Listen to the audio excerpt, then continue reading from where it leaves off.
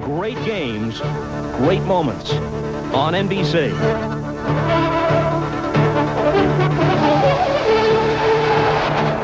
Monica to Charlie Smith. Smith is hitting and he scores! What a game!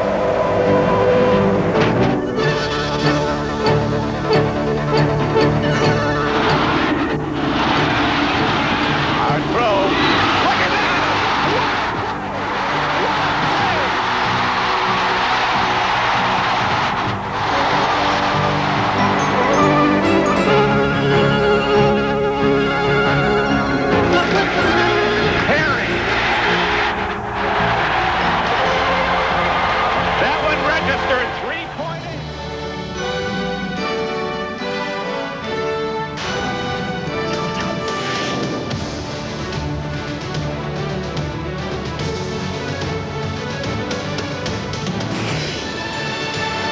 A 76-degree rainy day in South Florida, and it is raining at this moment as we get set for the Seattle Seahawks and the Miami Dolphins. This the scene 1 hour ago under more favorable weather conditions. A meeting of two head coaches who know each other very well. Dennis Erickson making his return to the Miami area where he won 2 national championships at the University of Miami. But these days, as head coach of the Seahawks, he has other things on his mind. And today, he goes up against his predecessor with the Hurricanes, Jimmy Johnson, and his Miami Dolphins.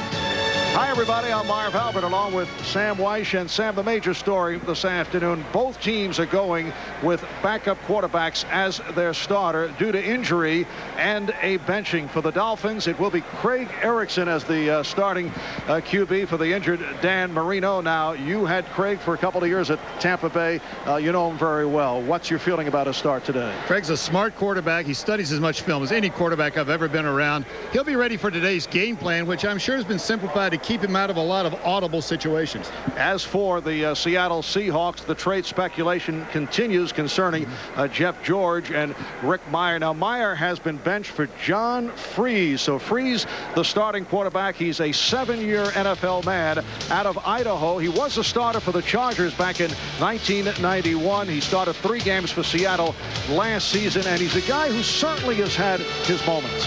He's a guy with a quick release. He makes quick decisions on the football field, is subject to injury. He missed a lot of 90 and 92 with injuries, which means that offensive line has to protect him today. And, Marv, they have not been doing a good job up to this point protecting and blocking for Rick Meyer. All right, so coming up, it's the Seahawks and the Dolphins. We'll be back in a moment with the opening kickoff.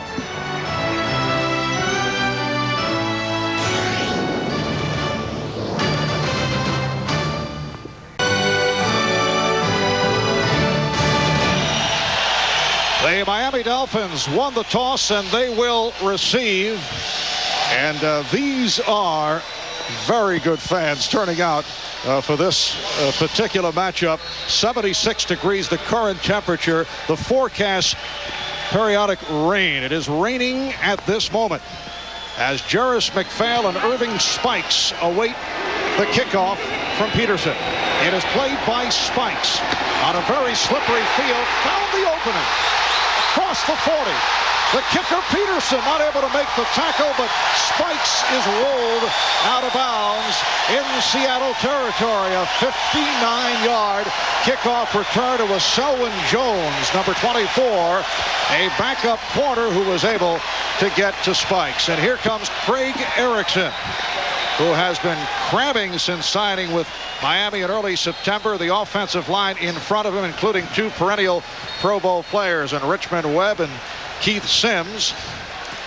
The running backs are Irving Spikes and the rookie Stanley Pritchett. Spikes starting for Kareem Abdul-Jabbar, who is available but bothered by a sprained neck. And Randall Hill, who was inactive last week, is in the starting lineup. This is Spikes trying to get to the outside, and apparently the slippery field is no problem at all for Irving Spikes, who was run out by the middle linebacker Dean Wells. Look at the Seattle defensive alignment up front. Michael Sinclair, a name to to remember, leading the NFL with 8 sacks. Cortez Kennedy undoubtedly will be drawing double and triple teams throughout the afternoon. Barber, Wells, and Moss, the linebackers. Wells, the leading tackler for Seattle. And in the secondary, Gray, Blackman, Williams, a Miami native, and Harris. Darrell Williams, the one-time Cincinnati Bengals. 2nd down and 6. And again, Spikes finds the opening and really racked as he was gunning for the marker. Took a shot from the strong safety, Robert Blackman. 2 very tough, strong safeties. Darrell Williams knocked out Robert Brooks last week on the first play in the Green Bay ball game. Robert Blackman can hit just as hard. Spikes running to the right on the first 2 plays. We thought they'd be going to the left, going back over Richmond Webb. But Miami trying to cross them up a little bit. 3rd down and just short yardage, and they're doing what we thought they'd do, running the ball early. Miami Dolphins record of 3-1, won their first 3 games, beating New England, Arizona, and the Jets. Lost the Monday night game in Indianapolis, and then coming off the bye week. First down, gathered in by Irving Spikes. It has been all Spikes here at the start.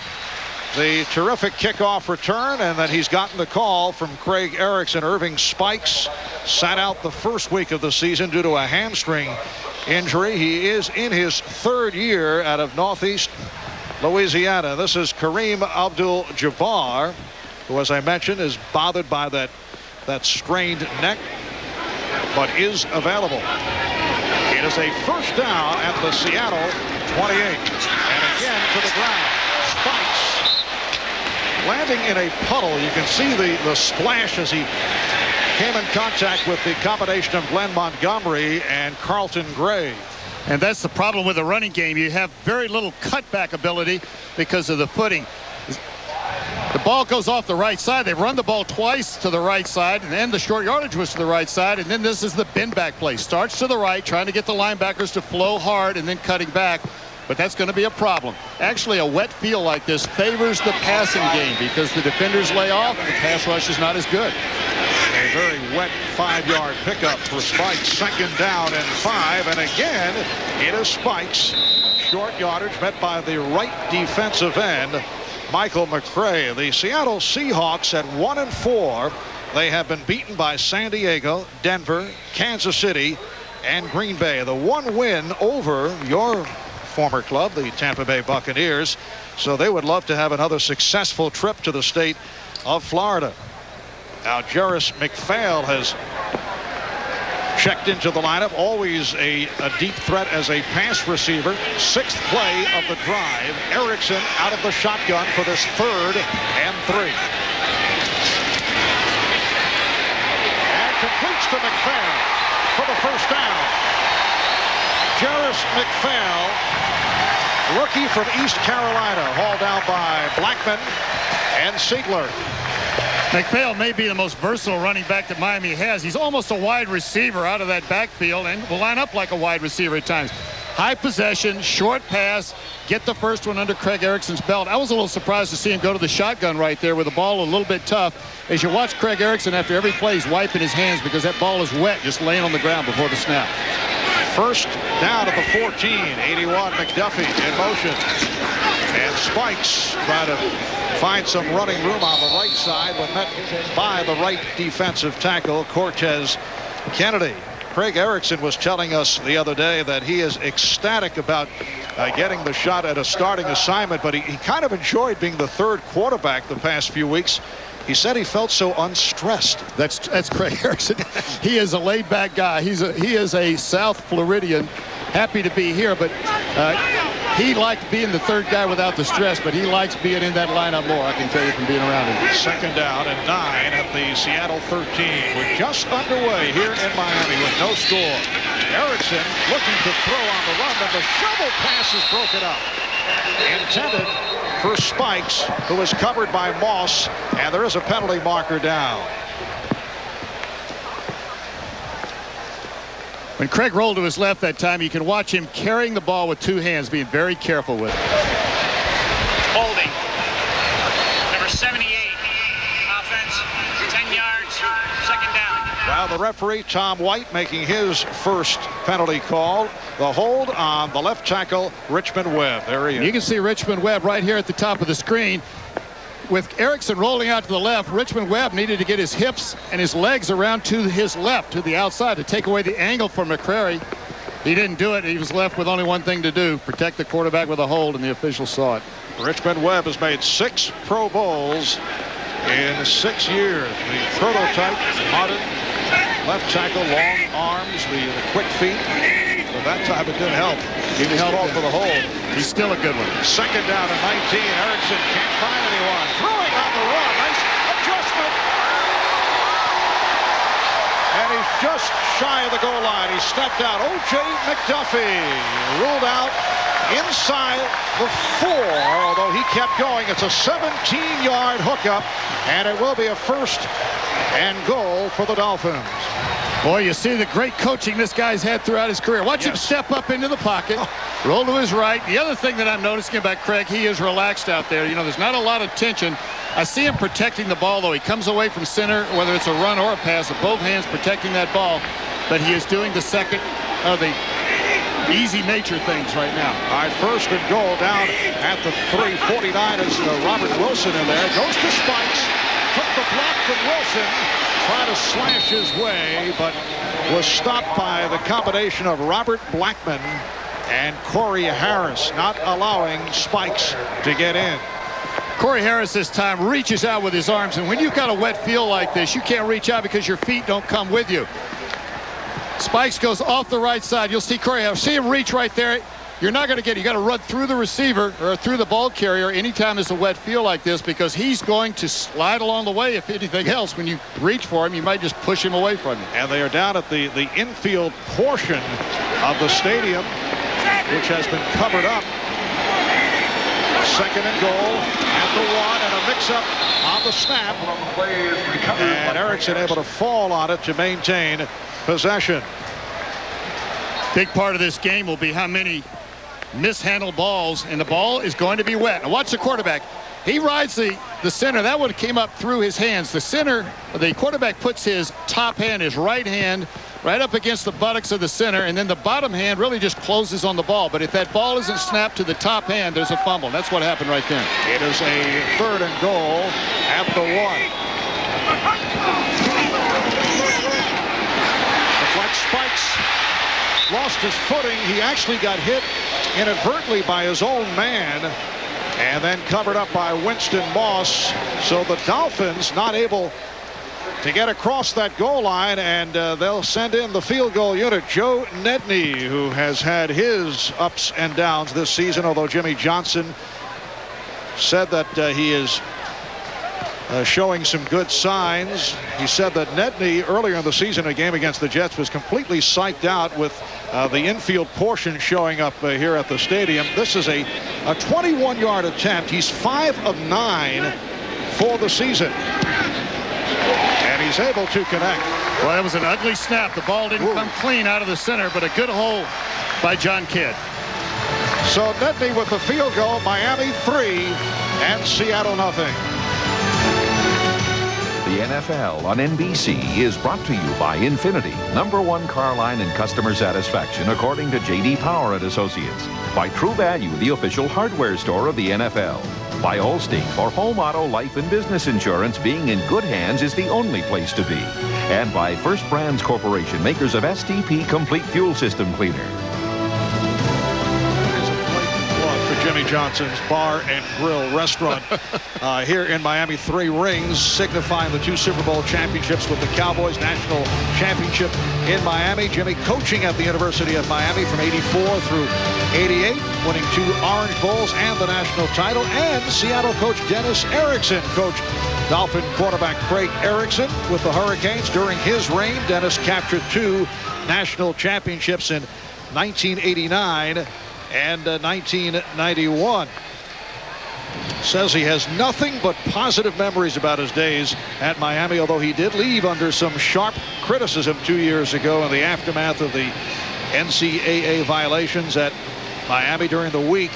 Erickson would not field questions about his days at Miami. He told us yesterday that he expects some cheers and some boos here today, but he'll keep his headset on to avoid hearing any reaction. A tactic I know that you used on a number of occasions, Sam. It's a very handy little item to have two headsets, one on each ear, two headpieces right there. You remember Craig Erickson was saying when he played for him, he could always tell when he was mad because that headset was not sitting straight on his head. He'd already taken it off and slammed it somewhere and never got it squared away before the quarterback walked back off the field. Well, Craig Erickson able to engineer the opening drive, which ended up with 3 points on the field goal by Nedney. The kickoff by Nedney, played by Steve Broussard. He's out across the 15 and brings across the 20-yard line. Steve Broussard in his 7th season out of Washington State, taken down by Bernie Parmalee. So Seattle will go to the offense for the first time. We'll be right back.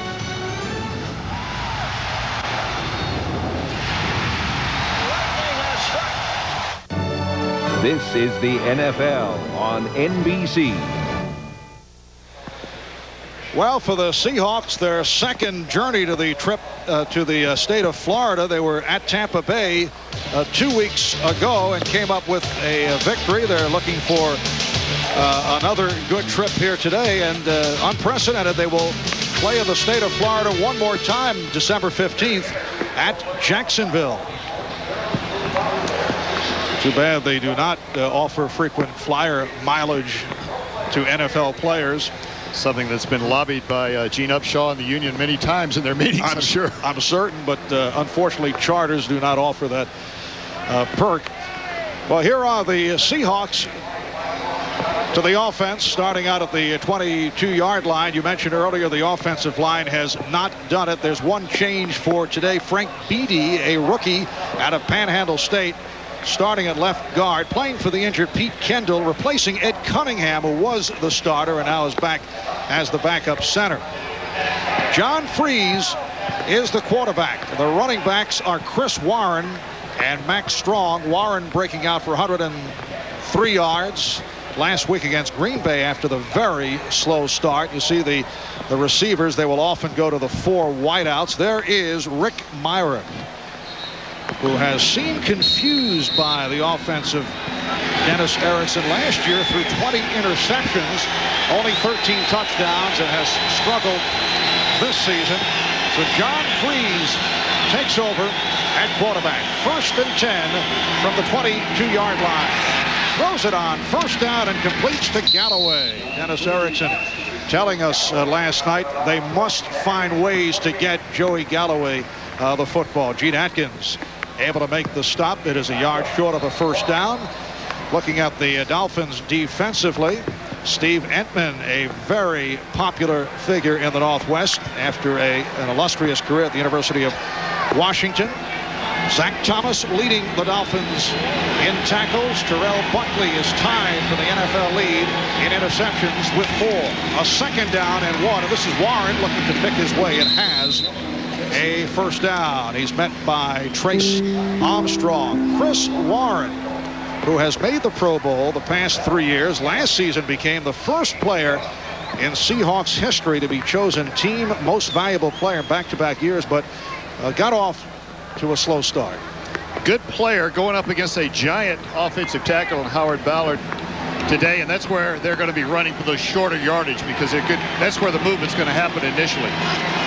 And a 1st down at the 33. Warren stopped back behind the line. You know, we mentioned earlier, Mar, that the wet ground favors the passing game. And the reason is that the defensive line can't get off the ball. They can't get their footing to rush the passer as well. The defensive backs have to play a little softer. They can't run the risk of falling down and giving up the big play. And the quarterback, though, has plenty of time, therefore, to throw the ball, and he's got wide open receivers. The running game, though, keeps them honest, and both teams are going to do that all day long. That isn't the key to keep the ball dry. Otherwise, you have a slippery football. The tough part is the ball will only be wet on the bottom. If the ball was all wet, you'd be better off. Well, Freeze with an out pattern, and it is ruled incomplete, intended for Galloway. You know, Mark, when the ball sits on the ground there, the bottom portion of it gets wet, and that's where your thumb, the quarterback's thumb, lays right on it, opposite the laces. Freeze gets nailed right there.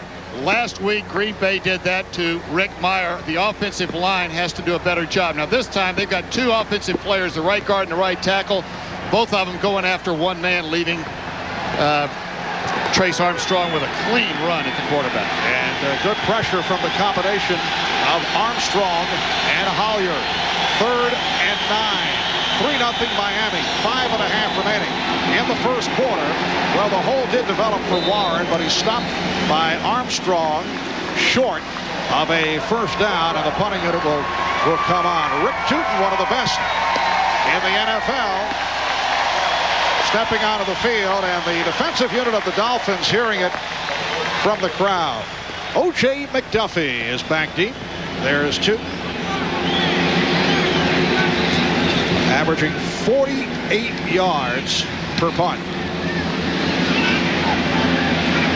Got the good hang time. Here's McDuffie finding a blocker and weaving his way across the 25-yard line, taken down by Reggie Brown. A 46-yard punt and a 14-yard return.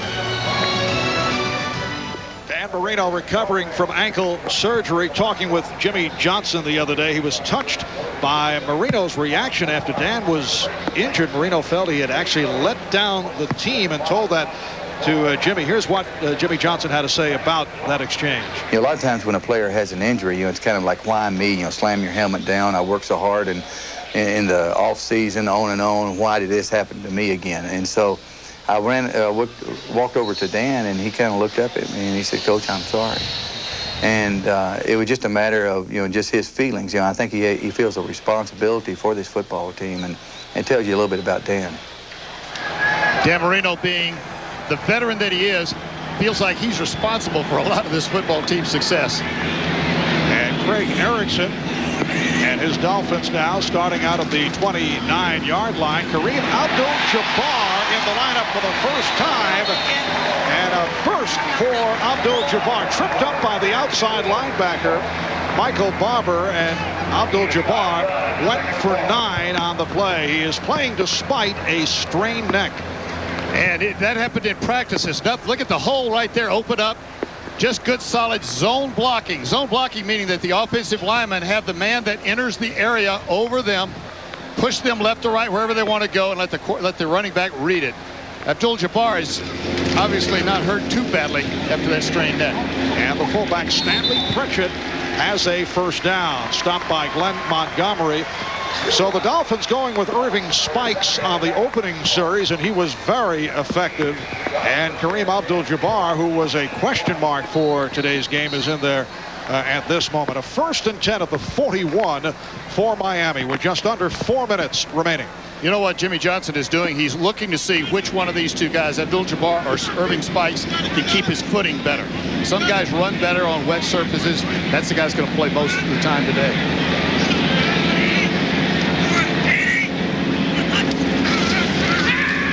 Erickson with the short set, could not release, sacked by the right defensive end, number 99, Michael McCrary, and that is his first sack of the season. Michael McCrary, who has emerged as a starter following 3 years as a backup player. You see, he just beats Richmond Webb, who is as good a left tackle as we see week in and week out right here. Just a quick up the field move, though.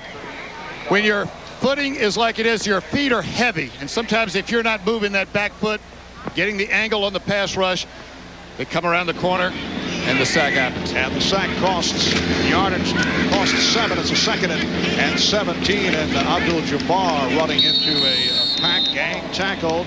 Winston Moss, Robert Blackman getting credit for the stop.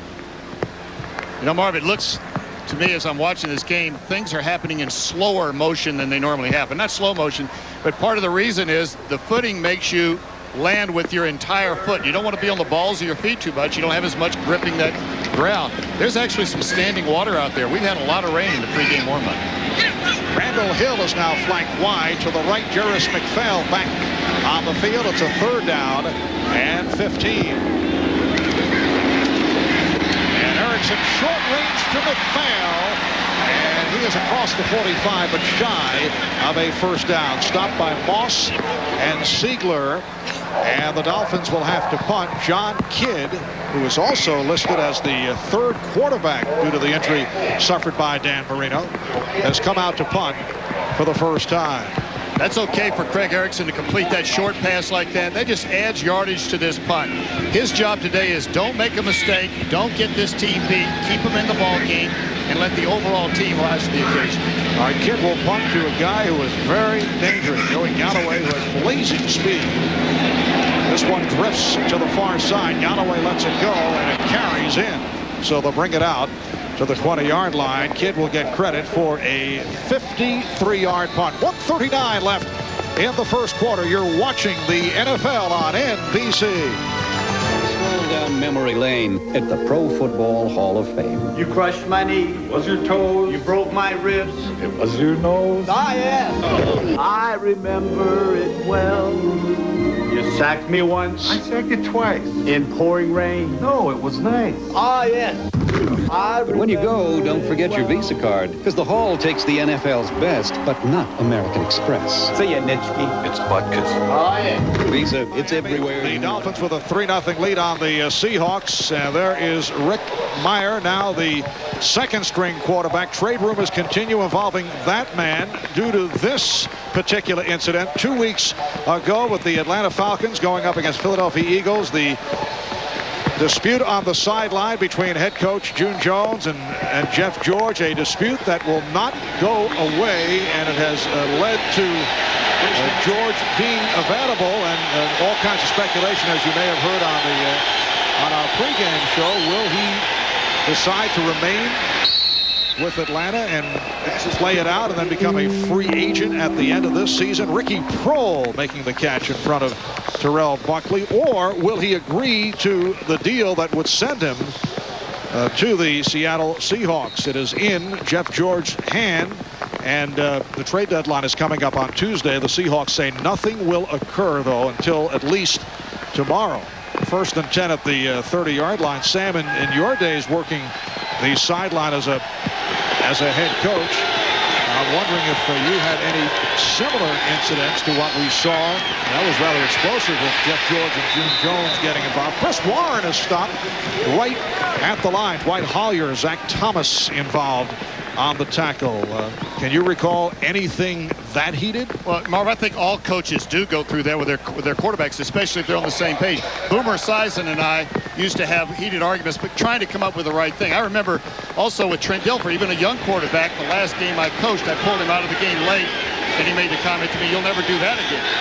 Turns out he was a pretty good problem. He was correct. I have it, and I will. To him, at least. He's a good. I'm pulling for Trent, man. 2nd down and 9 at the 31-yard line. Max Strong with a rare call. That's only his 4th carry of the season. He was stopped by the free safety Gene Atkins. And over the years, we saw Bill Parcells as head coach of the Giants go at it pretty good with Phil Simms, now of course an NBC commentator, but usually, and I think the case with you and Boomer Esiason in Cincinnati, these were successful franchises. It was more for constructive purposes. Absolutely. Where you had two guys who were fiery. You're not in a boardroom, you're out there, you've got to be animated to make your points, and it looks like you're arguing sometimes when you're not. All right, off the 3rd and 5, a beautiful catch by Galloway. Joey Galloway going all the way. What a catch. And it froze Calvin Jackson, who was going for the ball, could not come up with it, and then had no shot to chase down Galloway. It's a 65-yard touchdown. Freeze to Galloway. Notice that he's got time to throw the ball. This is a 3-step drop, 3-step retreat. He puts the ball up, and there's a clean catch by Galloway down the side. They wanted to get the ball to him. They're certainly doing a good job on this first play. But let me point out one thing. The ball is not hard to catch if it is all wet, because your hands are wet, the ball's wet. You can grip it. Now, a hard-thrown ball might be a little bit different. But when the ball is part wet, part dry, that's when you have trouble. This rain is falling now to where that ball is going to stay moist all afternoon, I think. And for Joey Galloway, it is his first touchdown reception of the season. For Freeze, who has seen some action earlier, although not as a starter, his second touchdown pass. The point after by Todd Peterson, and the Seahawks take a 7-3 lead on the Dolphins as this first quarter comes to a close.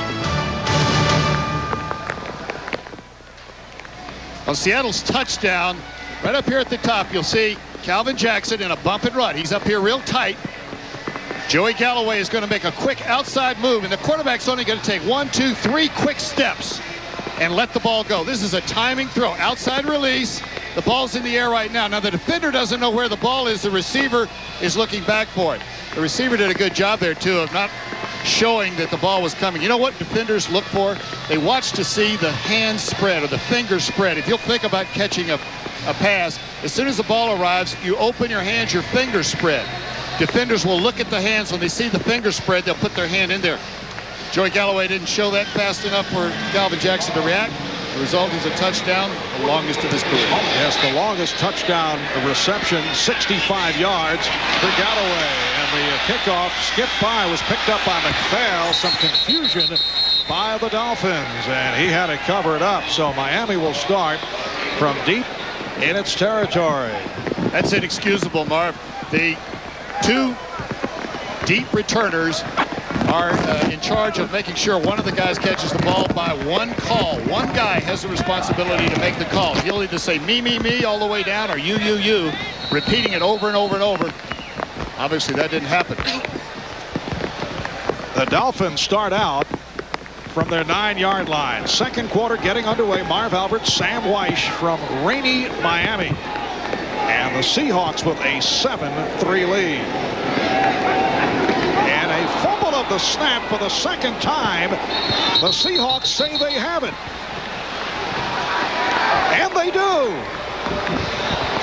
Michael Barber, the outside linebacker, coming up with the ball. And you can hear the reaction from the crowd. That's the second time that the snap has been mishandled.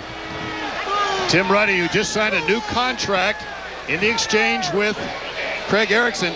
It looks like Craig Erickson is riding the snap, but he's going to have to ride it better than that because the ball has to come up clean. Now, if the ball is really slick, the center can ask for a new ball out there, especially on a day like today. Many times you'll see the official lay a towel over it until right before the snap. First and goal down at the 7 for John Freeze and the Seahawks.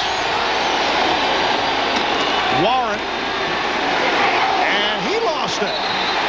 Warren with the fumble. The Dolphins say they have it, and they have recovered.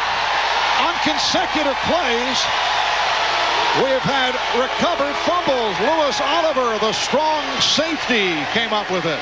And turnovers start to play a role in this ball game early, as they do in every ball game. Seattle is not very good in the turnover category with a -10. They've turned it over 14, now 15 times, and only recovered 4, actually 5, because they just recovered 1. Miami comes into this one +8. That's a good one. Right up the middle. Just got to hold on to the football. Nobody really hit it loose. He just fell out.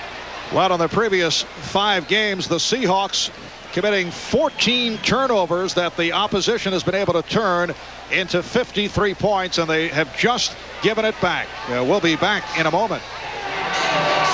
Seahawks 7, Dolphins 3. We're just underway. Second quarter. Erickson looking to get rid of the ball, and he does for Spikes, who's able to work his way to the 15-yard line. Knifed down by Blackman and Barber.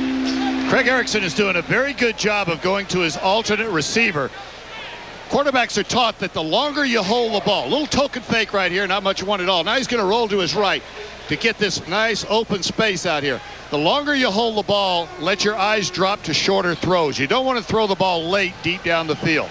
It's a timing thing. The internal clock is telling you when to lay that ball off short. Second and about 1.5 yards. Spikes to the outside, try to make the return for the first down. We'll have to see where they spot it. Cut off by the outside linebacker Barber. So Jimmy Johnson is alternating between the running backs Irving Spikes and Kareem Abdul-Jabbar, who went on the previous series. The chains are moved. Spikes has picked up the first down. 1st and 10 at the 17-yard line. An early 20-yard field goal by Joe Nedney. And the touchdown pass from Freeze to Galloway that went 65 yards, giving the Seahawks the 7-3 lead with 1.5 minutes gone by in the second quarter. It was deflected. So the pass attempt by Erickson is broken up, and it was intended for Randall Hill, who was his pass catching partner at the University of Miami. And on a short three-step drop, it's very tough to throw the ball short, because on a wet field, that drop is going to be even shorter. Your stride as a quarterback and your retreat is short because you don't want to lose your footing. Makes it for a tough throw. You need to throw the ball farther down the field, as John Freeze did to Joey Galloway a moment ago on a three-step drop. 2nd down and 10 from the 17. The handoff for Spikes. And a short pickup, again met by Bobber. Michael Bobber, a presence in this first half, starting for the injured Terry Wooden, who is out with a hamstring. There's Bobber in a second year from Clemson, signed last season as a free agent, was actually inactive most of the year. When he did play, was strictly special teams, and now he's in there as a starter. 3rd down and 8. 4 wide receivers in the game and in the shotgun again. This is always a little risky on a wet day.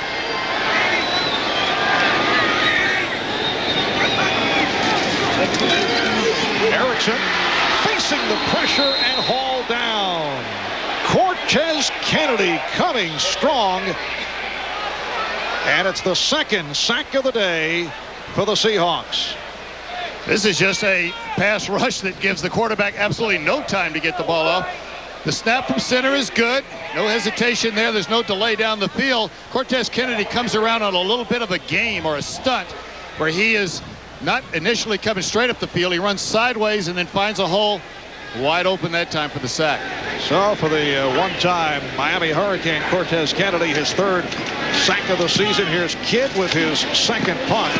And Galloway chases it down. Galloway made the catch at the 35, finding the sideline opening.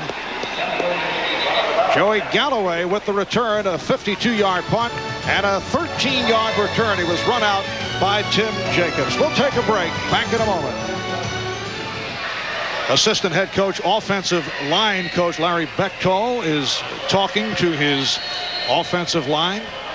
And he's a member of the Mushroom Club, Marv. The offensive line coaches in the NFL have a club called the Mushroom Club. There's an interesting story how they got the name. We'll save it for off the air. Oh, really? Yes, we will. A little tease from Sam. And a 1st down from midfield. And here's Freeze airing it out for Galloway again. And look at the moves by Joey Galloway to get into the end zone. Oh, Jimmy Johnson has to be furious. Joey Galloway putting on an exhibition in this first half. He went for 65 yards for a touchdown earlier to close out the first quarter. This one for 51 yards. His first 2 touchdowns of the season. And you can see that John Freeze is looking here. There's nobody deep in the middle. He just puts the ball in the middle and lets the receiver run to the ball. Make the receiver give the chance to the receiver to make it look like a beautiful pass. He's just dropping it in the hole, and Galloway can run to it. The free safety left the middle. They went into what is called a double zone. Touchdown right down the chute. That's the weakness of the defense, and they found it. Now the extra point attempt by the 2-year man from Georgia, Todd Peterson. And he puts it through. Well, Dennis Erickson made it clear to us last night that he felt the Seahawks had to get the ball to Galloway, and they have certainly succeeded. Joey Galloway, #1 draft pick last year, had a sensational rookie season. 67 catches, a franchise rookie record, and has been able to break out here in this first half. And we saw the safety. It really was not a double zone. It was the safety was held short for some reason. He was reading something. It really wasn't a token fake to bother him. Quarterback just puts the ball up over his head and right down the middle. Now, Joey Galloway's the guy that makes this thing look like a perfect pass. Actually, the ball is thrown just to an open area. And quarterbacks will practice this during training camp. They're not throwing to a receiver. They're throwing to an area. They leave the ball in the air long enough for the receiver like Joey Galloway to get there. Speed helps on that one, but this is something that Dennis Erickson has wanted to do for the entire season. This is a breakthrough game for him in terms of Joey Galloway being a featured member of this offense. And Sam, what has helped John Freeze is getting the assistance from the offensive line. They have done an excellent job. That has not been the case for most of the season. That's important because Rick Meyer did not have the protection that we've seen in the offensive line. that John Freese is having right here today. That's a team deal right there, too. The offensive line is a team within a team, and they're playing today. All right, Todd Peterson with the kickoff. Irving spikes on the return out to the 15-yard line, across the 20, and up to the 23. Runs it for 21 yards, and the Dolphins will start out right there with 3 minutes and change gone by in this second quarter. James McKnight making the stop. Coming up next on most of these NBC stations, it will be game 2 of our NFL doubleheader. Most of you will see the San Diego Chargers coming off the dramatic win last week over Kansas City. They'll play the Denver Broncos. Others will see the undefeated Colts take on the Bills, or the Saints host the Jaguars. Check your local listing for the game in your area. Once again, Jarris McPhail in the lineup, splits to the left side, and now is flanked to the left. Erickson looking that way, and the pass deflected, and it is picked off. Or did he trap it? It is ruled incomplete. It is ruled a trap. Pass intended for O.J. McDuffie. Straight zone defense by the Seattle Seahawks. Really the first pass down the field that Craig Erickson has thrown. Straight drop back pass. And the linebackers get underneath. They're called the underneath defenders. And really, when you're throwing against the zone, that's the people you're beating. You're not, you see, that was clearly not an interception, but you're not beating the deep guys. They're behind the receiver, as you can see right there. The linebacker did his job. Well, Darrell Williams, a native of Miami, looking for his second interception of the season. Erickson tried to scramble out of trouble, and then O.J. McDuffie was walloped by Robert Blackman. Trademark of these safeties now. Not only Robert Blackman, but Darrell Williams. Physical, tough guys. Both of them over 200 pounds at 6 feet. They can deliver a punch much like a linebacker would. Shallow cross pattern. The receiver settles down in what he feels is the open zone. When he turns around, now at that point, you've got to straighten the helmet up. Make sure you're not looking out the ear hole. Robert Blackman, 7th year out of Baylor, second-round draft pick back in 1990. He has been a full-time starter since his second season in the NFL. 3rd and 7 for Erickson. And again, able to side on it, and has McPhail in the open field. Picks up the first down. Jarris McPhail tripped up by the combination of Corey Harris and Robert Blackman. That gets the crowd excited. We're seeing a quarterback that hasn't been in the lineup a lot. A lot of hesitation down the field, but he does have the presence of mind to lay the ball off short. He's done it all afternoon to make up for the fact that he's not throwing the ball on time. Now watch Craig Erickson right here, right at the end. He delivers the ball. Quarterbacks are not, let's say, hey, when that head snaps back, man, that's a pretty good shot. He wears a flak jacket. That's a jacket that'll protect him from the initial blow. But the contact still will move you around pretty good as a quarterback. Erickson is now 5 of 7 for 91 yards. A couple of mishandled snaps, one that was fumbled away. He now has a first down at midfield. Please reset the game clock to 10:28, 10:28. Well, they've made an adjustment, adding 16 seconds to the game clock. 10:28 remaining in the second quarter.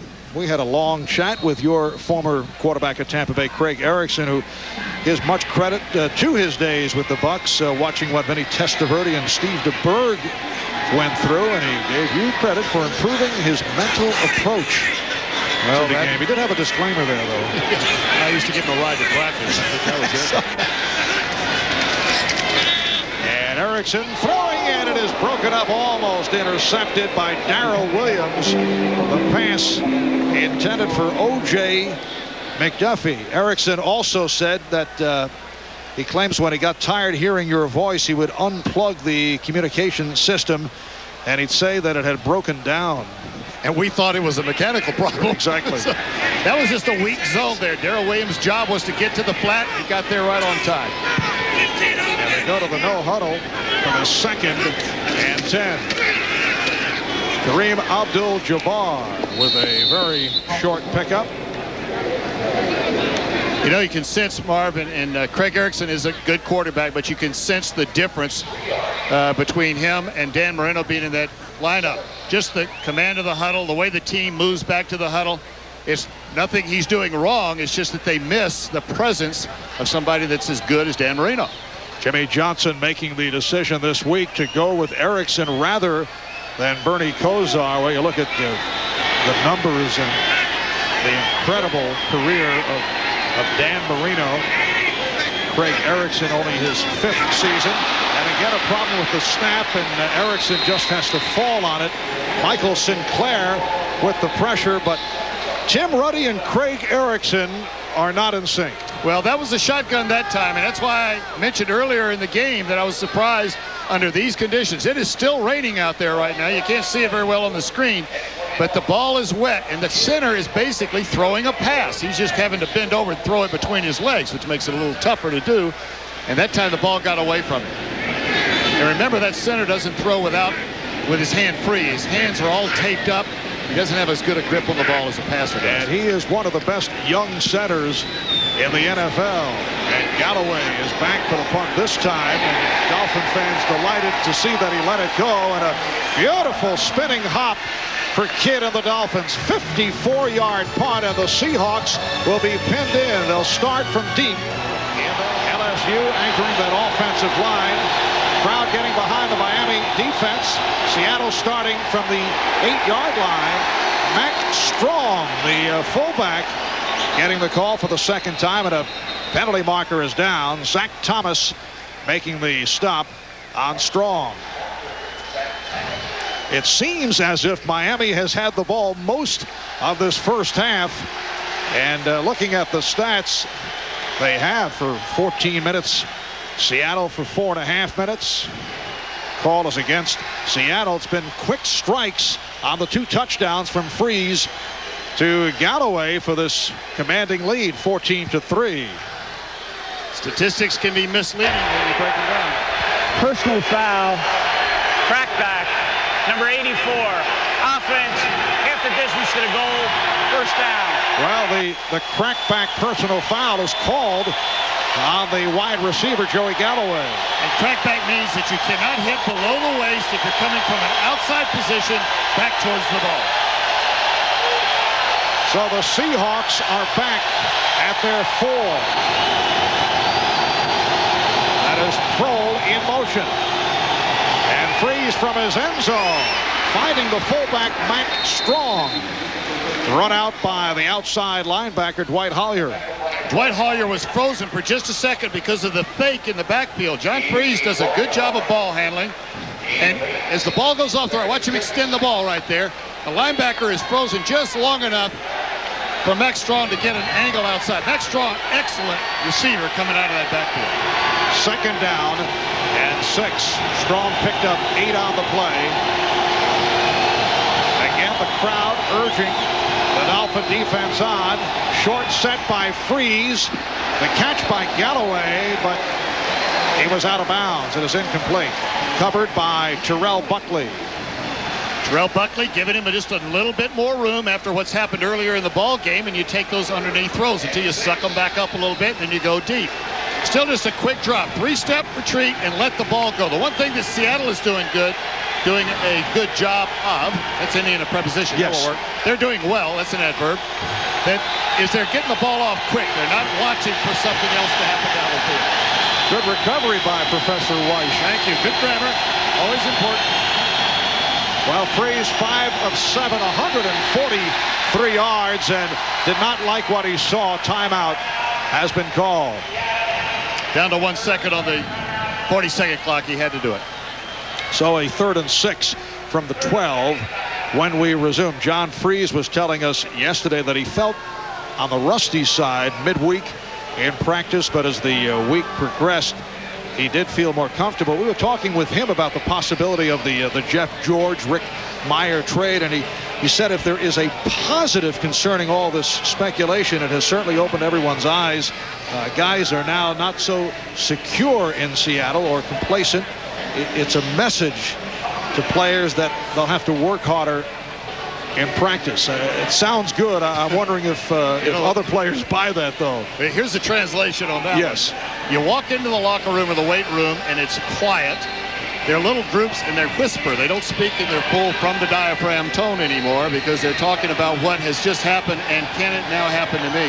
It's unsettling. It is a distraction. There's no question about it. Sometimes after it happens, it can make you stronger. But during the time, it's a distraction. 3rd down and 6 from the 12.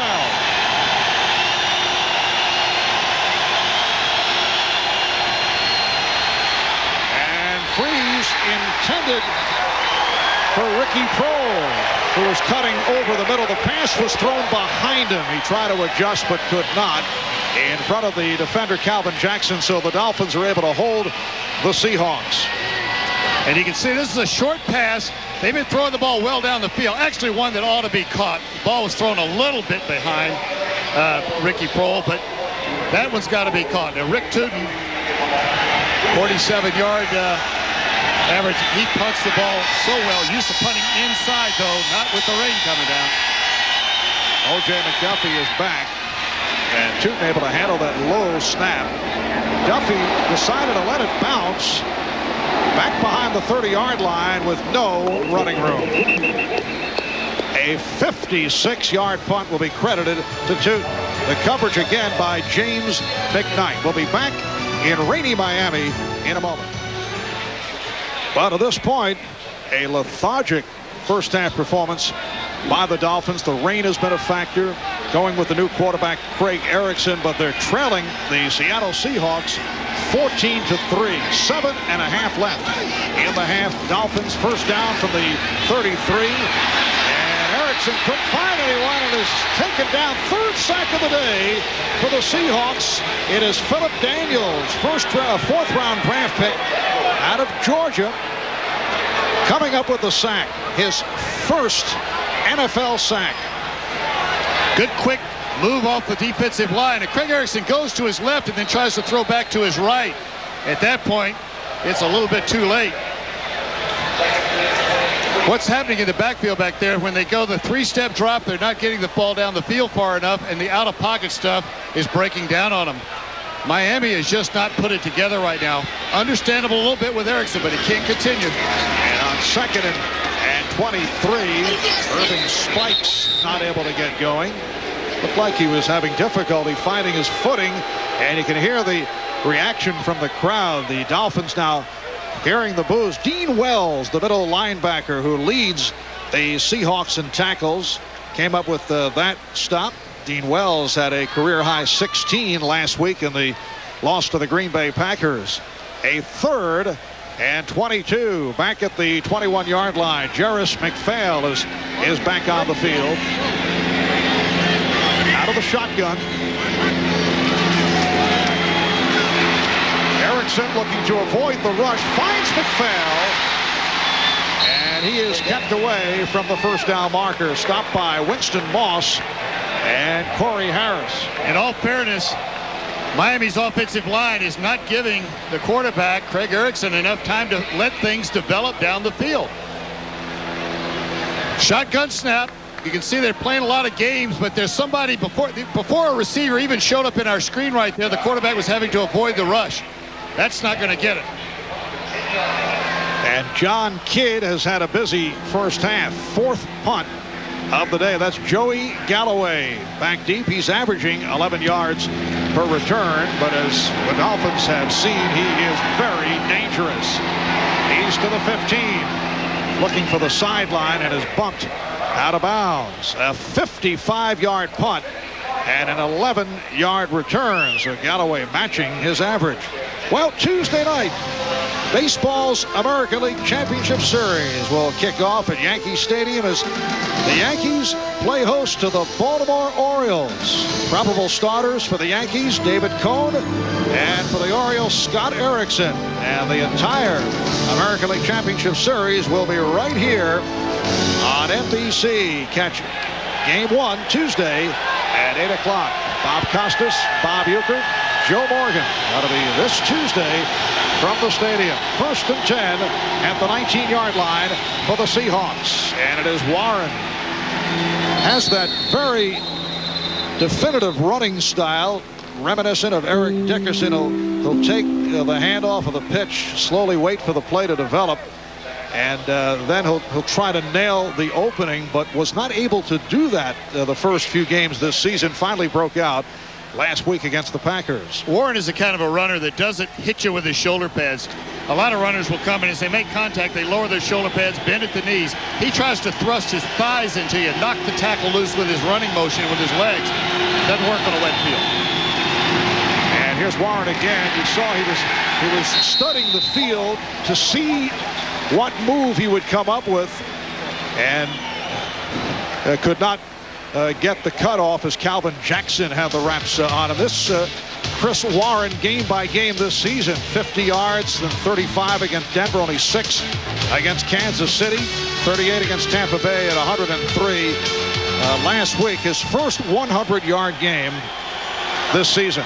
And a 37-yard touchdown run, the first one as well for him this year. 3rd and 7 at the 22. 4:25 remaining of the half.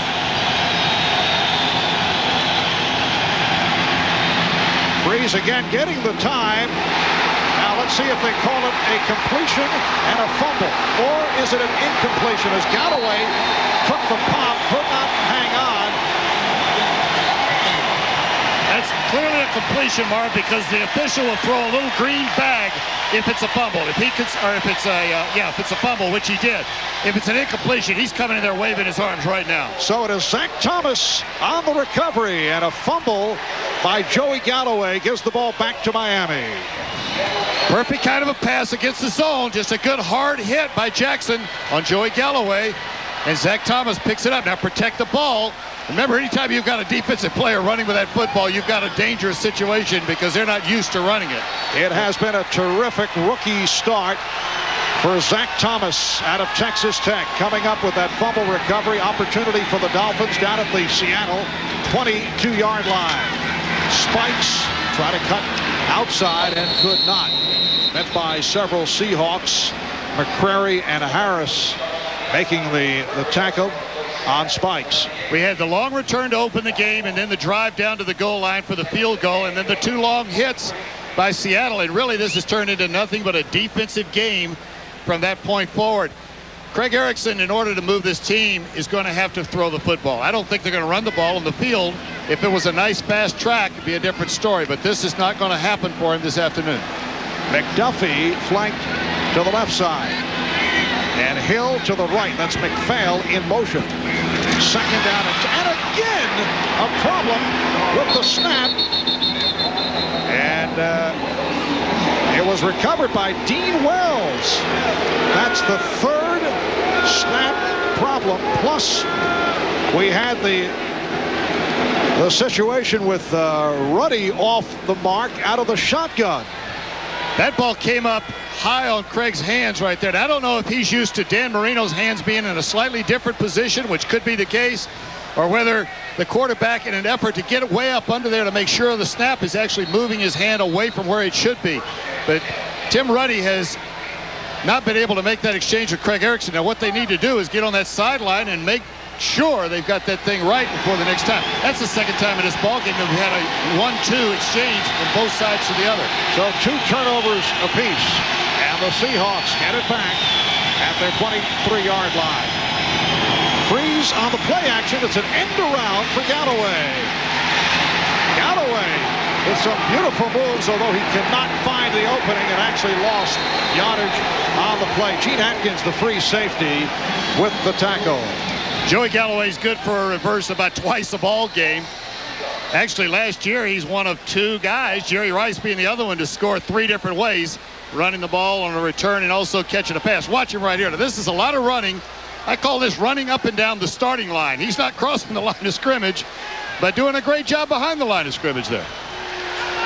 Lost 3 on the play. It'll be a 2nd and 13 at the 20-yard line. We have 2 minutes and 47 seconds remaining in this first half, and the Seahawks in front of the Dolphins by the score 14-3. The Miami Dolphins defense, as well as... We're picking up the flag. No crackback. It's a broken play. Therefore, the rule does not apply. 2nd down. Well, apparently there was a flag tossed, and they changed their mind. Well, the interpretation of that rule is if at the snap of the ball, a wide receiver from the outside comes back and blocks below the waist, that's a crackback. But if there is a reversal of the field, therefore there is no initial sweep to the right or the left, all blocking rules are available. You can block below the waist as long as you hit him in front. 2nd and 13. Now McKnight is flanked wide to the left side. Freese dumps it to Warren, and he's hit immediately by Thomas. Trying to throw a screen pass against man-to-man blitz.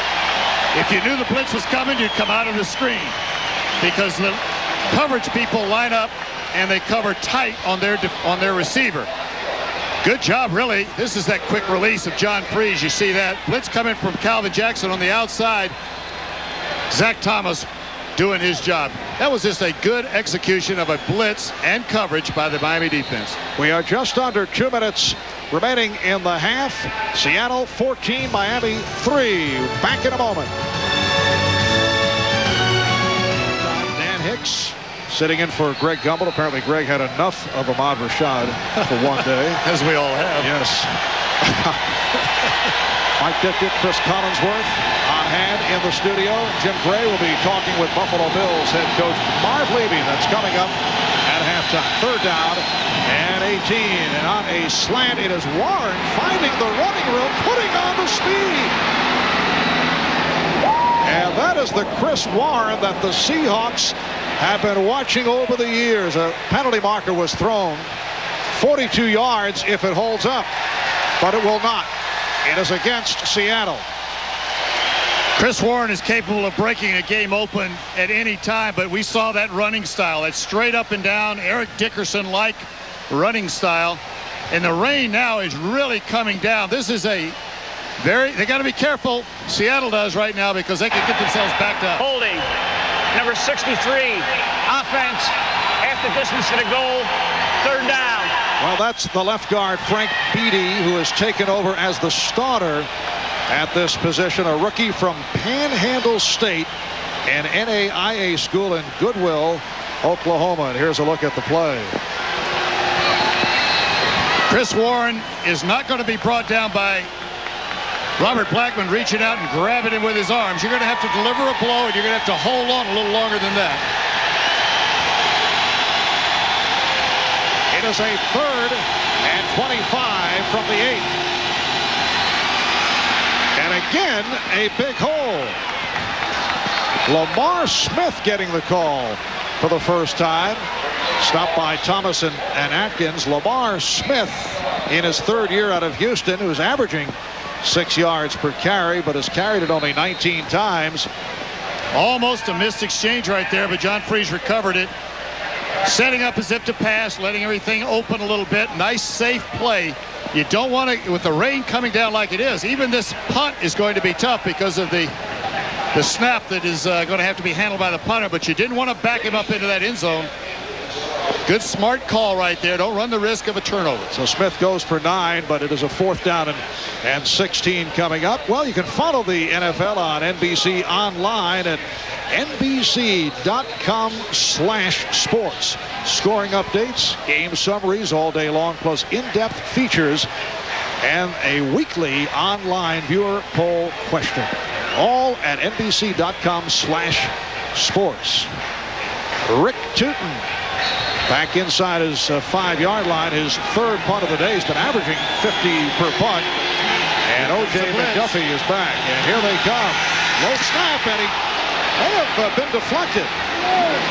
They put the rush on, but he still got it out to midfield. They must not have touched the ball because the official threw the flag immediately. If you touch the ball, you can knock the kicker down. If you don't touch the ball, it's roughing the kicker. You can see the blitz coming, or it's really not a blitz, the all-out rush of the punt. It was obvious it was coming, and they got close, but they didn't get the job done. Larry Izzo, the rookie from Rice, arguing the play. He blocked the punt earlier this season against Arizona. There's no infraction on the play. Number 53 tipped the ball. Okay, that's good officiating. One official saw the tip. Tommy White, the referee, did not sense the tip. Let's see if we can see it. And it looked like that Larry Izzo did get his hand on that ball. All he has to do is touch it. He doesn't have to knock it backwards or stop its momentum very much. Just touch the ball and the kicker becomes alive. But Sam, good job by Tootin. Despite the pressure, despite the fact that Izzo got a piece of it, he was able to get it out to midfield. It carried 33 yards. You know, when you see that coming at you, to stick your leg out there on that football knowing that you're vulnerable, it does take a lot of guts. Minute 29 remaining of the half. First down from midfield. Erickson completed for the first down. Darrell Williams with the hit on Scott Miller, his first catch of the day, and it's good for 16 yards. Good job by the offensive tackles pushing the defensive ends up behind Craig Erickson. They're in the shotgun. Craig's using hand signals to tell him to play. And a first down at the 33. Erickson. That ball was spinning in all directions. Intended for McDuffie, covered by the right corner, Harris. I've told Craig 1,000 times, you never throw the ball to the right or to the left. You always throw the ball straight to the right side of the field or the left side of the field. That time he stepped straight forward and threw the ball off to the right side. And what happens is the ball comes off your little finger, fades away from the receiver, ball short. 2nd and 10 from the 33. 59 seconds remaining of the half. Erickson stepping up and finds the receiver Randall Hill, and he's in for the touchdown.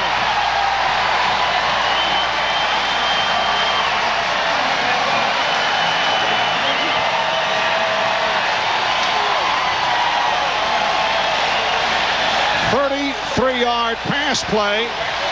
Randall Hill with his first catch of the season. It has been a whirlwind up and down situation for Hill, who has gone from being inactive to starting the game. Who knows what will happen next week, but Jimmy Johnson just looking to shuffle, particularly in the absence of Fred Barnett, who's recovering from knee surgery.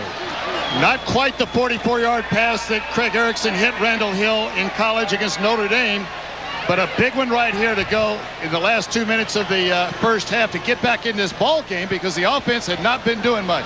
Again, this is the offensive line giving the receiver time to get down the field, let the pattern unfold. Good job by Randall Hill of catching the ball and keeping his feet. So many times in wet weather like that, you catch the ball and your feet go dead because you're concentrating so much on the catch. Watch Craig carry the ball with two hands. He tries to make sure he's got possession, sets the ball with the pat right in his arms and keeping his feet. I can't tell you how difficult that is for a receiver to concentrate in the middle of the field like that and keep his feet. And it looks like the Dolphins will go for the two-point conversion. So Craig Erickson with his first touchdown pass of the season. We have 51 seconds remaining of the half. Seattle now leads 14-9, and they're going for the two. Draw them within 3 points at 14-11 if they can make it. Abdul-Jabbar is the lone deep back. And it looks like a delay of game. The 40-second clock, actually it's a 25-second clock, is in operation for the extra point. Delay of game, offense, 5 yards. And now the Dolphins will go for the kick. What happens there, Marv? After a touchdown, as soon as the ball is set, the referee, Tommy White, will start the clock, but it's 25 seconds. The Dolphins were making a decision, couldn't get all their players on the field, and Craig Erickson got out there unaware of that. Really let the clock run down and wasn't looking at it at all, it appeared. So here is Joe Nebney, and again, problem with the snap, and Erickson is taken down. Robert Blackman coming up with the tackle. That was John Kidd, the holder, who is the punter, mishandled the ball right there. You know, so many teams around the league. You can see this is Kidd. The ball just gets through him. The punter will be the holder for a lot of teams around the league, and the reason is the punter is used to catching that snap from center, the longer snap, of course, on a punt, and the fact that the punter and the kicker have absolutely nothing to do during practice all day long unless they go over there and work together. But since they don't have, they have a specific skill. And so they're not practicing with the rest of the team during the week. So they go over on the other field, usually with the long snapper, and work on that. And the deep snap man is the backup tight end, Frank Wainwright. Is Jimmy Johnson with a different look in facing the heavy rain here today. Exactly where you're driving at one point there. Is the wet look back? Oh, no. It could be. Well, I am not one to get into a hair discussion, so I leave that Me for neither. you. Yeah. 51 seconds remaining in the first half. Seattle with a 14-9 lead. And the kickoff is taken by Broussard, and he will stay right there. Smart move by Steve Broussard. The field, as soft as it is, if you don't get a clean run out of that end zone, don't risk it. You could back yourself up again. The Seattle Seahawks coming at 1 up and 4 down. It's their worst start in 4 years. They come in with all the trade rumors speculated. Dan Hicks, Mike Ditka, Chris Collinsworth. We'll have all the scores and highlights coming up at halftime, and Jim Gray will chat with Buffalo Bills head coach Marv Levy. You know, one other factor regarding the trade rumors, Jeff George possibly to Seattle for Rick Meyer. What happens if George turns it down, does not want to go to the Pacific Northwest, and Meyer remains a member of the Seattle Seahawks, and now that it's out that they wanted to make the trade, he certainly can't feel very good about it. Well, from the Seattle Seahawks standpoint, it's an ugly situation because the issue has now been brought up. The effort with Rick Meyer will know the effort has been made to bring in another quarterback. There's a lot said to the player in that regard. From the standpoint of Jeff George, if he is released by the Atlanta Falcons, he becomes a free agent. He can negotiate with any team in the National Football League and can sign for any salary. He doesn't have to, they don't have to match the salary that Atlanta was paying him. And there will be major interest in Jeff George despite this incident. There have been other situations in the past, but there's no question about the talent of Jeff George. Time has run out in the first half. Seattle with a 14-9 lead on Miami as the rain continues to fall here in South Florida. Now let's go to Dan Hicks in our New York studio.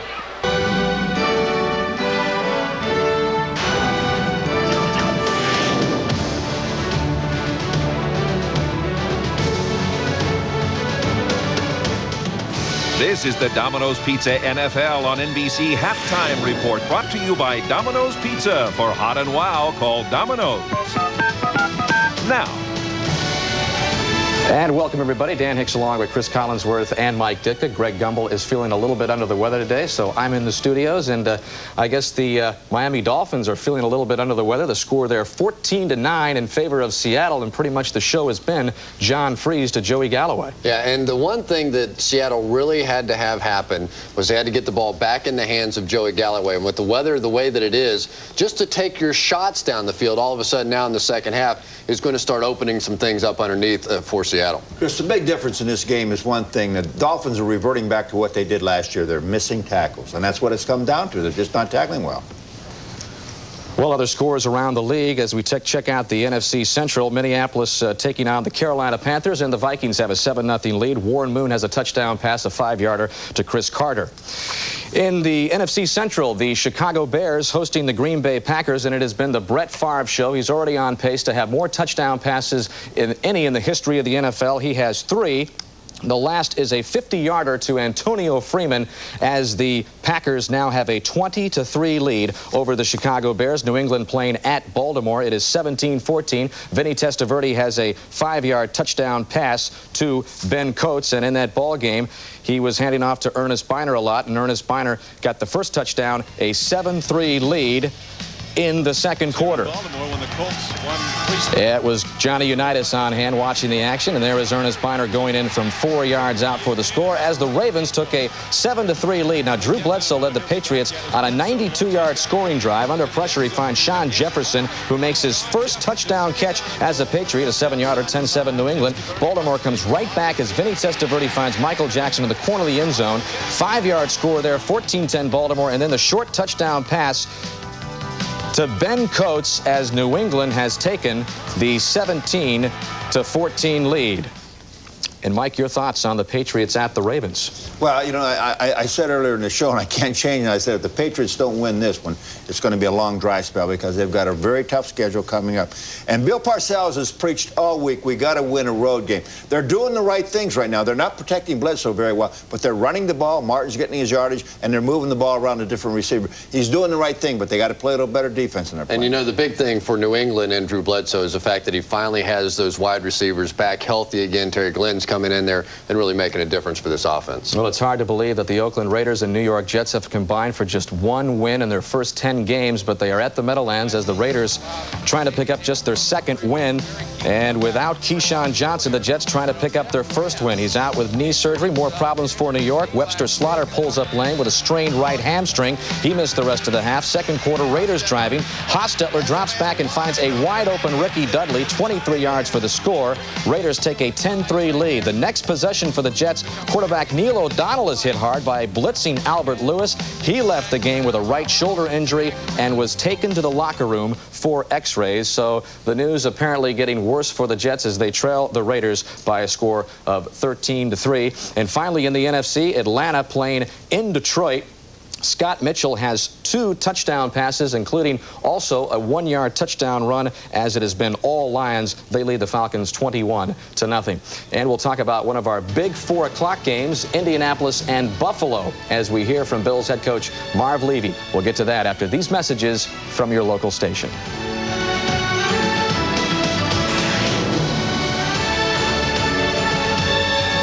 Head to the second half in Miami. Seattle with a 14-9 lead. Rain still falling here in Miami. The grounds crew trying to do its repairs, but they expect rain right throughout the afternoon. Marv Albert with Sam Weish. And the story in the first half, that Seattle offensive line that had not played well for the most part this season has done a terrific job in front of John Freeze, and it has resulted in 2 beautiful touchdown combinations with Joey Galloway. And Dennis Erickson told us that he would block more men, block 7 guys to make sure the ball got off, and the quick release by John Freeze. 3-step drop here, quick release. And the other point that he made yesterday to us, he wanted to get the ball to this man, number 84, Joey Galloway. The next big hit goes right down the middle. Now here John Freeze shows his experience. He throws the ball over the free safety's head, just right down in the middle. The hole that was vacated there. And Galloway makes a nice move to finish the run for the touchdown. The statistics don't look like it, but they made the 2 big plays. Miami came back and made the big had the big score right before the end of the half, or this one could be lopsided without the statistics showing anything. Look at the Coors Light halftime statistics. Yes, possession with no significance at all. Miami 19 minutes 54 seconds, and because of the quick hits, Seattle only 10 minutes. And the kick returned by Broussard. Flag is thrown. Several flags are tossed on the kick return by Steve Broussard. 15-yard return as the second half gets underway. Tim Jacobs, backup corner, making the stop, and we'll hear it from Tom White. It is against the Seahawks. Dolphins this week's Sears Miami Dolphins G-Boy is Andrew Echeverria. For your chance to have your son or daughter be on the field, honorary G-Boy or G-Girl visiting Sears Store in South Florida. Tom making certain, gathering it all together, filing the information. Holding, number 99, during the return, 10 yards, first down.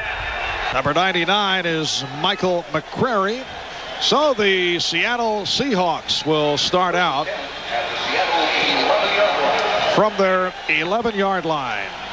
John Freeze had an outstanding first half, taking over as the starter for Rick Meyer. 7 of 10, 147 yards, 2 touchdowns. Craig Erickson, 9 of 13, 140 yards. But the problem, the snap exchange, there were 5 botched snaps by the Dolphins. And the sideline pattern completed to Brian Blades, a name that we have not mentioned.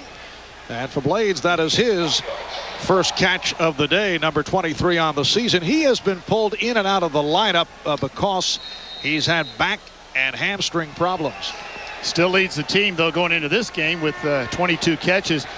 Brian Blades is another guy, more of a possession receiver, with Joey Galloway being the speed receiver down the field. 2nd down and 5 at the 16. And the Seahawks go with the 4 wideouts. Lamar Smith. That's only his 2nd carry, but ran into the combination of Tim Bowens and Steve Entman.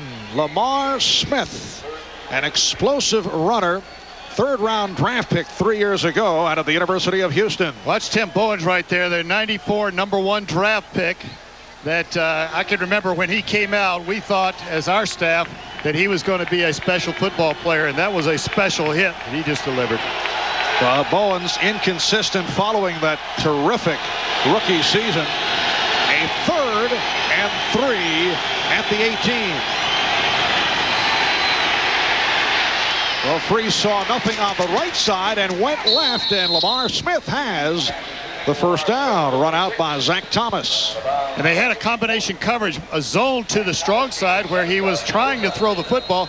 Watch, he's going to look off this way as he's setting up. Nothing happening at the last minute, throwing back, and there's Zach Thomas, 101. He had him on the backside. The angle was not good for Zach Thomas. Good read down the field, gave it every chance, and then comes off and throws the ball. That's knowing where your receivers are. 1st down at the 25-yard line. And the hole opening up for Smith. So Dennis Erickson starting the 2nd half with Lamar Smith. Again, it's Zach Thomas on the stop. Zach Thomas, a guy following some tough acts at middle linebacker for the Dolphins, following the likes of Brian Cox and John Offerdahl. Thomas is 5'11", 230 pounds, and Sammy says he doesn't have a neck. He said if he had a neck, he'd be 6'3".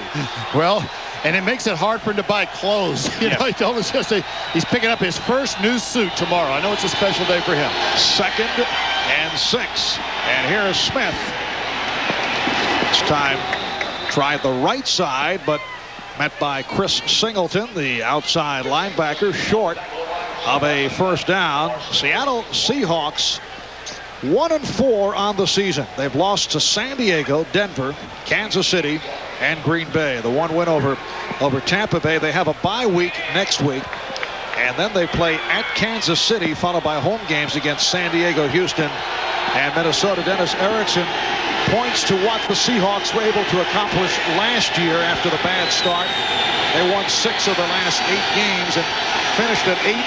And that's the motivation he is trying to use with this year's team. Nice pass caught by Max Strong, and they have another 1st down. Strong out of the backfield, covered by Oliver, and it is a 1st down for Seattle. In 1995, last season, the teams with the best records in the 2nd half, Denver, Pittsburgh, and then Seattle, winning 6 of the final 8, and they ended up finishing in a 3-way tie with Denver and Oakland. The only problem with that finish is that their 1st half was the exact opposite. They were 2-6, finished at 500 though, and a lot of promise. They started off slow, but this team's got something to work with. A 1st and 10 at the 42-yard line. Lamar Smith. Whoa.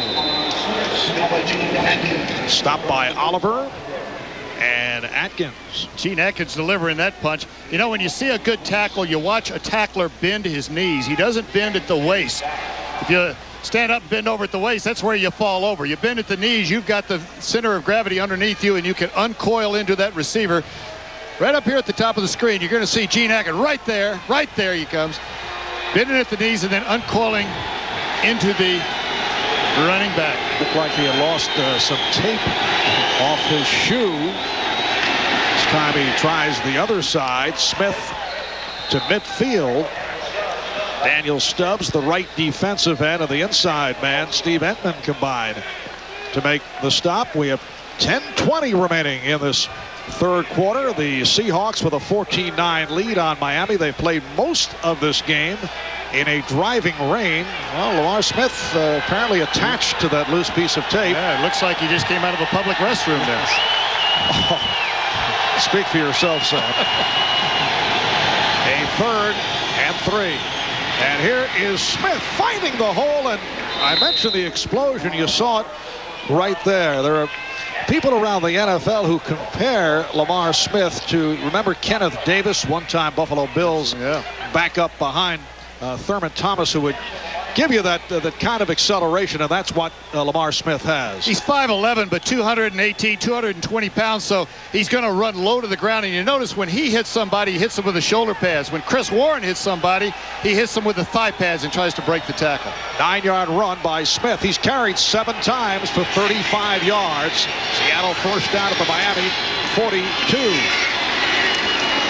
And this time to the right side, Steve Broussard carries for the first time. He's stopped by Louis Oliver. So Dennis Erickson doing some shuffling now. Chris Warren checking in for the first time in this third quarter. And Steve Broussard is even lower to the center of gravity. He's at 5'7" at about 200 plus pounds.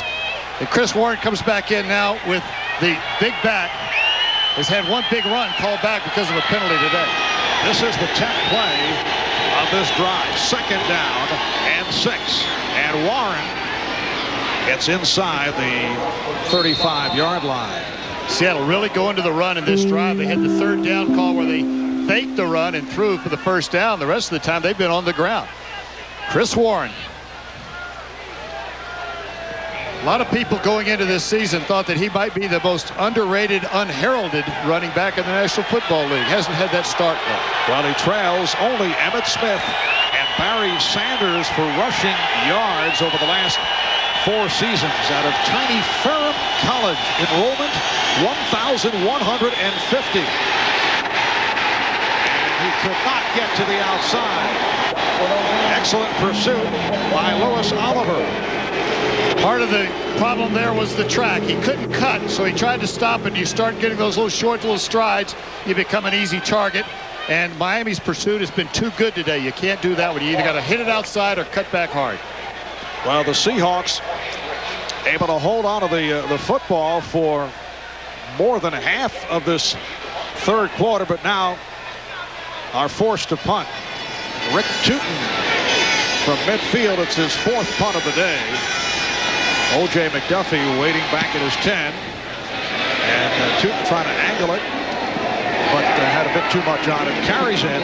They'll bring it out to the 20-yard line. A 35-yard punt, but that was not what Tootin had in mind. NFL on NBC is brought to you by Ford Taurus. A look you've never seen from a name you know well. By KFC. For everything a meal should be, everybody needs a little KFC. By Liberty Mutual Insurance, helping people live safer, more secure lives. That's the freedom of liberty. And by Intel, the world's leading maker of microprocessors.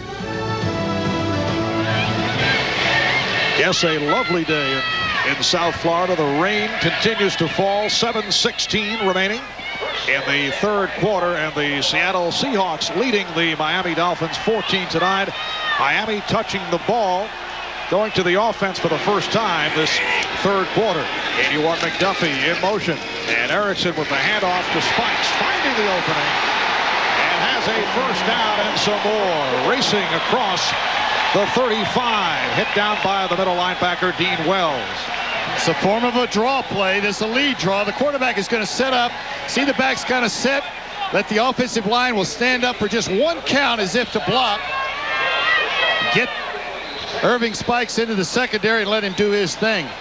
Quarterback still being very protective of the ball, and believe me, it's in the back of Craig Erickson's mind that he's mishandled that ball several times today. A first down at the 36, and again he botched the snap, and Irving Spikes able to recover. Bobber and Wells combined on the tackle. You know, we were talking at halftime, Marv, about the fact that really these guys could and should be over there in between series practicing the snap, even if they haven't missed the snap on the previous series. Just keep in practice. The field, the rain continues. The field's getting worse and worse as it goes. That ball's getting heavier and heavier, even tougher to throw. That's maybe why we're seeing fewer attempts at the pass here to start the second half. Tim Ruddy, the center, second-round draft pick 3 years ago out of Notre Dame. Second down and 8. And Erickson able to complete Stanley Pritchett short of the first down. Bobber and Blackman combining to make the stop. Stanley Pritchett, a 4th-round draft pick out of South Carolina. He was a tight end in high school, moved to fullback as a college sophomore. He's a strong blocker, has been a very solid receiver. Has not run the ball much. No, and you know, Jimmy Johnson said he talked to him on the phone during draft day and told him it might be that way. Would he be okay with it? He said he would be happy. Kind of like a Daryl Johnson, Moose Johnson, that Jimmy Johnson had with the Dallas Cowboys. It is a 3rd and 3. And out of the shotgun, it's McPhail. And similar, although I would not compare Jarris McPhail to Joey Galloway, but similar to the intent of Dennis Erickson wanting to get the ball in the hands of Galloway. You know Jimmy Johnson wants to do the same with Jarris McPhail, who has excellent speed. He's a good receiver. They put him in the backfield in a passing situation, handing the ball as a runner. He actually made that first down on his own because there was penetration into that backfield. It was a 3rd down passing situation. The ball was the rushers were coming up the field. And a first down for the Dolphins at the Seahawk 47-yard line. We come up on 5 minutes remaining in the 3rd quarter, and a timeout taken by Craig Erickson. So the Dolphins will talk it over and will step away. Miami head coach Jimmy Johnson next week. As you check the calendar, the Dolphins with a tough one at Buffalo. Then they play at Philadelphia. And then one that he's been circling for a while against the Cowboys. The Dolphins and the Dallas Cowboys. This is the toughest part of the season for the Dolphins. Also this past week, an eventful one for Jimmy Johnson. I would say facing the first controversy in his reign as head man of Miami when he cut the tight end, Keith Byers. Apparently they're having some difficulty with the headsets because of the weather. The headsets and the communication to the quarterback has been a problem around the league. They keep having trouble with this. Not only rain, but cold. The problem has been corrected with the Seattle phones. Both phone systems are now working. I'm sure the crowd is just delighted to learn that. Let me correct it. Those are the headsets going up and downstairs, not the ones going to the quarterback. Getting back to the Keith Byers situation, he was beaten out at fullback by Stanley Pritchett. Miami weak at tight end, not able to settle in. The thoughts of Johnny Mitchell and Eric Green, but now the Dolphins going with a combination of Brett Carolyn. They signed Troy Drake, and Erickson able to complete for a first down, hooking up again with Randall Hill. The free safety, Darrell Williams, on the stop, and it's good for 18 yards. Good protection again. Craig Erickson, as the game has gone along, has felt more comfortable. Randall Hill, his college teammate, right in the middle, catching the ball and protecting it this time. Just a straight zone. You can see the cornerback takes the inside away, Corey Harris, but is turned around by Randall Hill's move. And a first down at the 29. Again, problems on that snap. And Irving Spikes turned back by Dean Wells. At any rate, getting back to the Keith Byers scenario, released by the Dolphins, and he was very unhappy, saying he deserved better treatment as an 11-year veteran, and compared Jimmy Johnson to a dictator, expressed some skepticism about Johnson's chances of winning a Super Bowl in Miami. At first, Jimmy Johnson did not answer, and then he pointed out that he felt Byers just did not perform the way he expected that he would. Was it a case of sour grapes on the part of Byers not accepting the release well? No, every player, there's no easy way to cut a player. We'll talk about it after this play.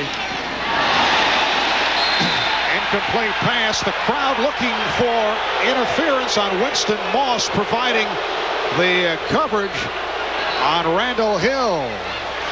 There's no easy way to cut a player, but I can tell you this, that even if a player is a long-time player, you've got to make the decision that's best for the football team. And that's what Jimmy Johnson or any coach is going to do. Another little aside, as you can see, Jimmy Johnson is irate. He thought that one was an absolute interference call. Some of the moves. This past week, been an active day, but Marv, as a fact of life, after a player leaves, it's not long.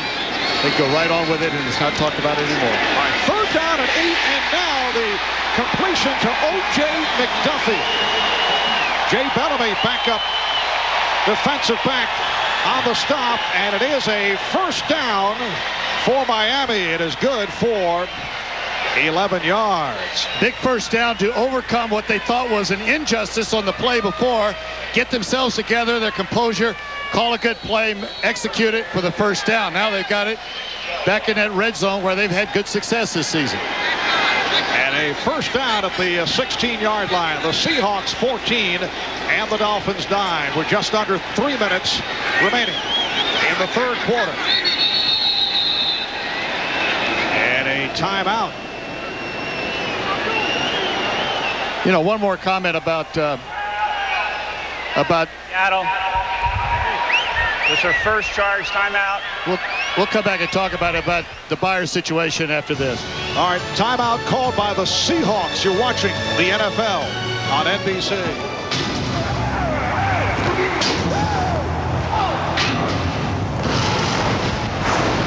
Feel the power. This is the NFL on NBC.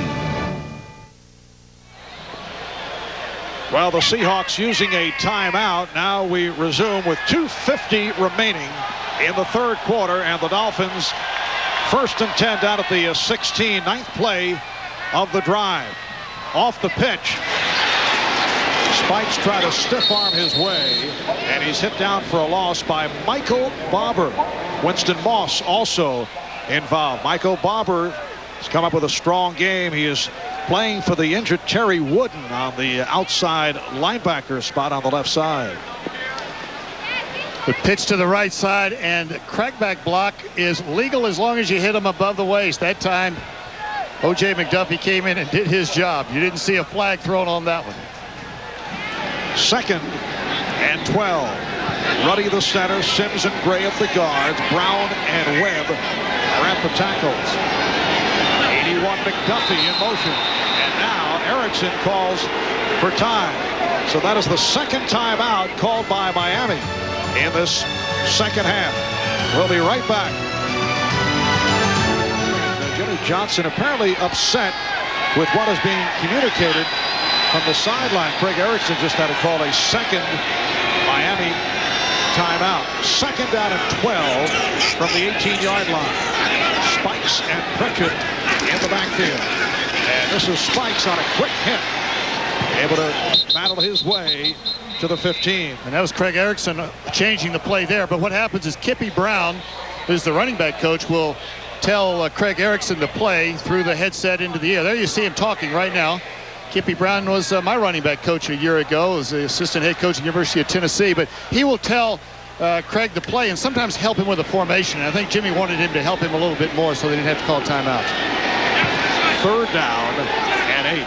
Seattle 14, Miami 9 on 2 touchdown bombs from Freeze to Galloway. And Erickson completing. Jarris McPhail is run out inside the 1.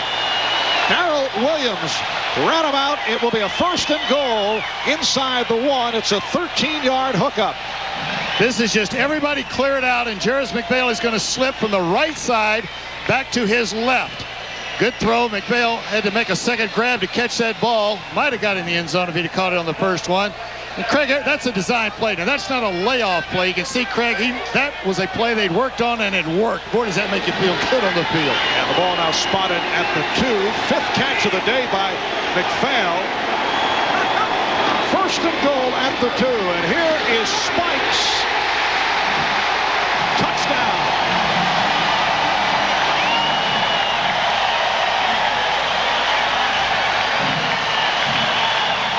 So the Dolphins have recaptured the lead. And they're going for 2 points.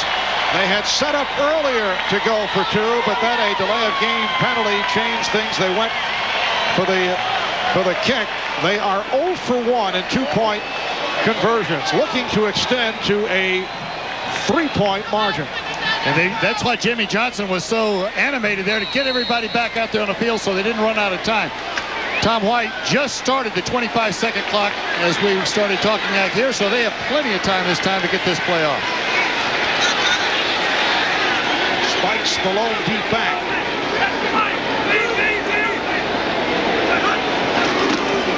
And it is Spikes. And he battles his way, no indication.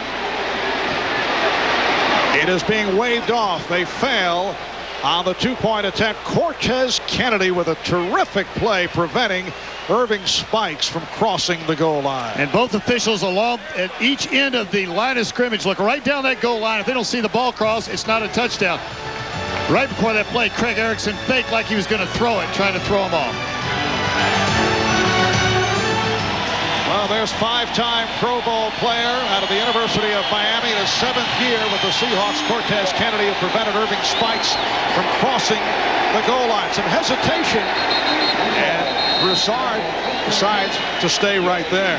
Well, on a day that has seen the Dolphins fumble 7 times, a new franchise record, they still have managed to take the lead. They lead the Seahawks 15-14. Notice Craig Erickson right there. This is the extra point, the two-point conversion, pointed as if I want that man picked up on this pass play. The illusion, of course, was that he was going to throw the ball when he knew he was going to run it. Didn't fool the defensive line, spearheaded by Cortez Kennedy. And Sam Adams also. Sam Adams a big part of that one. So 1st and 10 from the 20. John Freeze going to the audible. Crowd trying to make it even more difficult. And Freeze with the pass intended for Galloway, covered by Buckley and Singleton. There is the breakdown, and these are, for the most part, mishandled snaps. 4 by Erickson, 1 apiece for Ruddy, Spikes, and the holder, the punter kid. Don't want to be a part of that record. That goes in the media guide forever. This crowd is in it really for the first time affecting the play on the field. They're having a hard time hearing down there now. 44 seconds left. 3rd quarter. 2nd and 10 from the 20. Freeze getting the protection. And it is broken up.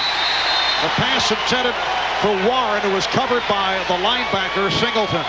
Chris Singleton never saw the ball. He was covering Chris Warren running out of the backfield and looking right in the eyes of Chris Warren. If Chris Warren reaches up, then of course he's going to reach up with him. The ball hits Chris Singleton in the back. Man-to-man coverage, you're covering the man wherever he goes. If it's a zone coverage, you're looking back at that quarterback might have intercepted that one. 3rd and 10.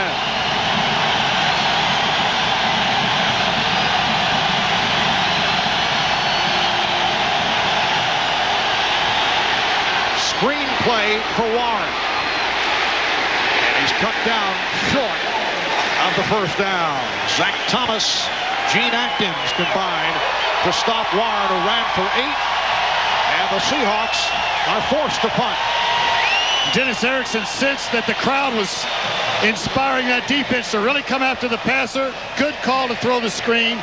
Screens and draws are counter to the pass. When you expect the defense to defend or rush the pass, throw a screen or run a draw. All right, O.J. McDuffie is back. 5th punt of the day for Rick Tootin.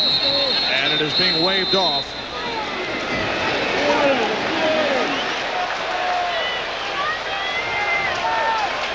The 3rd quarter running down, and apparently the quarter ran out. Time There is no play. That's the end of the 3rd quarter. So they will switch sides of the field, and it will be a punt do-over for Tootin. After 3, it's Miami by 1. We'll be back after these messages from your local station. Presented by the authority of the National Football League and is intended for the private use of our audience. Any rebroadcast or other use of this telecast without the express written consent of the NFL is prohibited. On to the 4th quarter. Marv Albert with Sam Weish. Miami with a 15-14 lead on Seattle. Joey Galloway, the man who's caught 2 touchdown passes from John Freeze. John Freeze, the starting quarterback, replacing Rick Meyer. And Al Tootin with the punt. And a fair catch called by McDuffie. 41-yard punt. And the Dolphins back to the offense. Craig Erickson, 13 for 18, 187 yards. Not a bad stat line. The problem has been handling the ball on the exchange from the center, Tim Ruddy. And, of course, it eliminates a play in your series. If you mishandle the ball, it's a -1 or a 0, but you lose the down. That's the main thing. He has been very careful to watch it. I think that this is strictly a product of both center and quarterback trying to be extra sure of the snap, and the result is a mishap. Kareem Abdul-Jabbar, who has been used sparingly, bothered by a sprained neck, is back on the field. Erickson throwing on first down. Nice catch by the tight end, Brett Carolyn. Covered by Dean Wells. Brett Carolyn, who had been alternating with Keith Byers. Now he is starting with Byers released and wearing a new number 86. Troy Drayton, who was obtained in the deal from the St. Louis Rams, was wearing number 86, but when he came here said no, he'd rather have number 84. The tight ends who wore 86 did not have good fortune, referring in particular to Johnny Mitchell and Eric Green. Those are the two guys. He got his wish. And it's back to the ground for Abdul-Jabbar, stopped by Moss and Bobber. One other point relating to the departed tight end Keith Byers. I have a feeling that Jimmy Johnson was upset by the reaction of Byers earlier this season when the Dolphins were not looking for him in a game against the Jets, and as a result that consecutive pass catching streak came to an end, and Byers was visibly upset. Well, it's a team sport. You should not be upset if the team won the ball game, and they did, but an individual record was broken, and that's unfortunate. I think that's where the ill feelings must have started. Pass is incomplete. But the problem with this whole situation for me as a former coach is that you've got to make decisions that helps you win ball games. That's good for the team. Let's see what the penalty is. Holding, number 78. Offense, penalty is declined. Third down. Richmond Webb called for holding, the left tackle for Miami. But see Craig Erickson right there, knows he just underthrew him. But the truth of the matter is, Marv, when a player is released, regardless of the circumstances, 2 or 3 days pass, and you honestly forget about the whole thing. The players forget he was even there. Now, they didn't know him. They still like him. But they forget about it, and they go on with the season. There's too many things going on, happening too fast to be worrying about it very long. It's the facts of life of professional athletics, particularly in football, where there's so much movement. Good pressure from the Seahawks. The pass intended for McDuffie, and it's a quick series for the Dolphins. Look at Craig Erickson's jersey right here. You can see the mud splattered all over his jersey. Right in the middle of the field is probably the roughest spot. At least it's the brownest looking part of it where the water is accumulated. I don't think he had any grip on that football at all. He did the best thing he could do, just get rid of it and punt the ball away. So Joey Galloway back deep. And this is John Kidd punting from his 35-yard line. Try to angle it. Galloway let it go, and oh, what a play!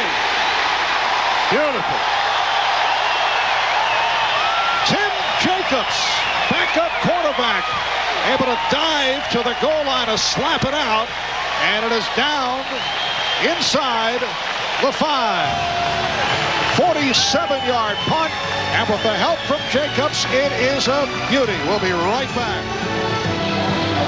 Well, a sensational play by the special teams unit of the Dolphins. And a correction, it was Kirby Dargar. There he is, first-year man out of Syracuse, who was able to swipe it back, and it was Tim Jacobs who covered it up. And the Seahawks thus start out from their 4. And this is a combination that worked earlier with Freeze looking to go downfield for Galloway, who was covered by Atkins. Galloway makes the fair signal. Now, he can't block anybody, but he can make a fair signal bogus. Notice that Kirby Dardar, you can actually see the footprint right there. If I get my finger on it, the footprint is inside the field of play. He is not in that end zone now. He can jump into the end zone as long as his feet don't touch and bat the ball back. You work on that one every week in practice, hoping to get a chance to make a play just like the one he made. It is a 2nd and 10 at the 4-yard line. And running it out of trouble, Lamar Smith, who has been getting the playing time in this second half. Important play coming up here because the play by Dardar and Jacobs have now backed up Seattle. 3rd down call. Field position with in the 4th quarter in a tight ball game can decide the game. There's the look at it right there. There's the footprint. Kirby Dardar, size 10.5. 3rd and 6 at the 8. 12.5 remaining 4th quarter. Miami leads by 1. And Freese able to hit over the middle for the first down. He is Brian Blades, tackled by Calvin Jackson for Blades. A pickup of 8. His 2nd catch of the day. Brian Blades. Last year, 77 receptions. That's Calvin Jackson who is shaken up. Brian Blades coming off a nightmare season off the field, charged with manslaughter and the tragic shooting of his cousin. He was convicted, but a judge reversed the verdict in his 9th season out of Miami. A reminder, Tuesday night, baseball's American League Championship Series will start out at Yankee Stadium in the Bronx. Yankees hosting the Baltimore Orioles. The probable starters, Scott Erickson for the Orioles and David Cone for the Yankees. And the entire American League Championship Series will be seen right here on NBC. You can catch Game 1 Tuesday at 8 o'clock. Bob Costas, Bob Uecker, Joe Morgan will bring it to you. When we pick it up, it'll be a 1st and 10 at the 16. Calvin Jackson heading back to the sideline. He comes into today with an ankle problem. You know what's happening with both sides of the ball. John Freese and Craig Erickson. Both of them are new in the lineup. Craig Erickson even newer into this offense. But a veteran player not only has to memorize the game plan, but he's got to understand the defense so that he knows what the offensive plays can do and where they damage the defense. He has to understand the defense as well as he memorizes the offense. These two quarterbacks are well prepared. Well, both considered very smart quarterbacks, and they obviously picked it up in quick fashion. John Freese in his 7th NFL season out of Idaho. J.B. Brown has come on at right corner for Calvin Jackson. Fake reverse, nicely executed. Warren with the first down and some additional yardage, and forced out by the left corner, Terrell Buckley. And one of the rare times you'll see Chris Warren hit somebody with his shoulder pads. He's usually straight up and down, hitting him with the thighs. They fake the reverse, something they feature and something that Miami's practiced. Here comes the reverse. Here comes the ball carrier coming around. That beat Joey Galloway. And the chase for the reverse leaves the open hole on the backside. There's the hit. Terrell Buckley, the recipient of the first 1996 shoulder pad contact by Chris Warren. Well, Warren picked up 15. It's a first down at the 30. Here's Warren. And he is stopped in his tracks.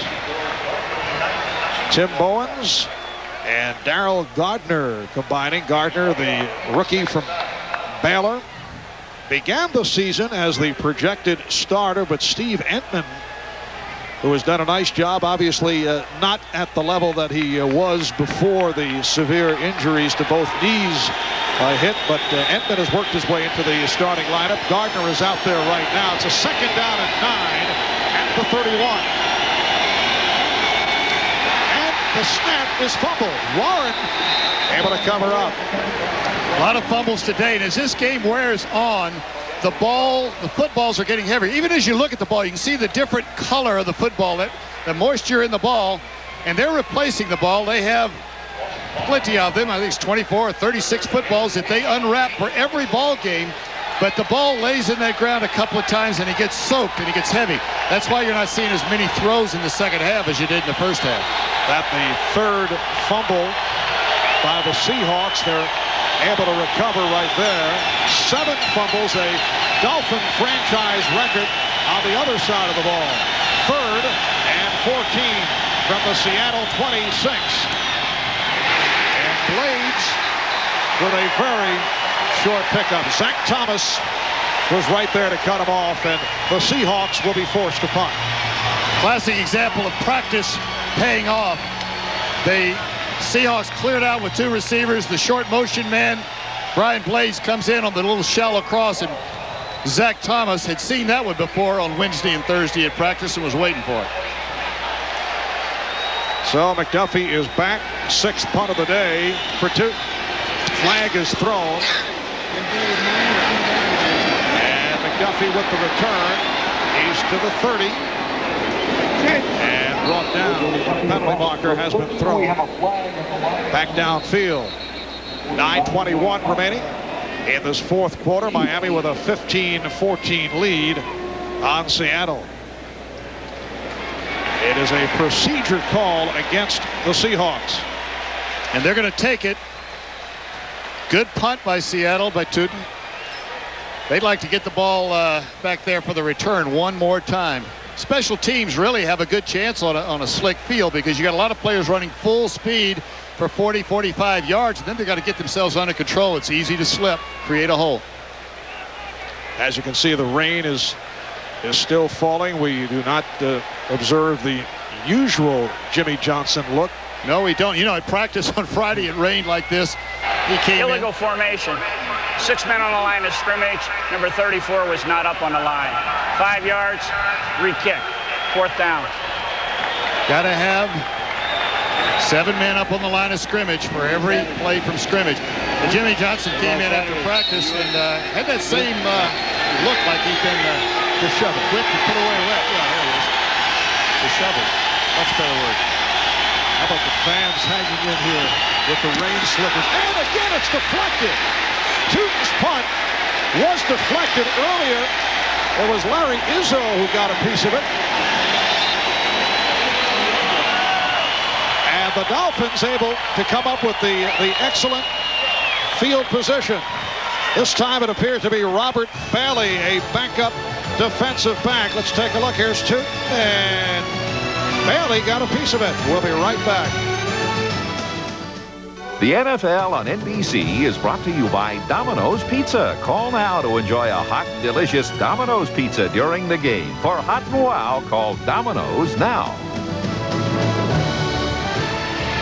We welcome you back to the set of Waterworld as the rain continues to fall here in Miami. 9 minutes, 9 seconds to go, 4th quarter, and the Dolphins up 15-14. The deflected punt by Robert Bailey, who was born and raised in the Miami area.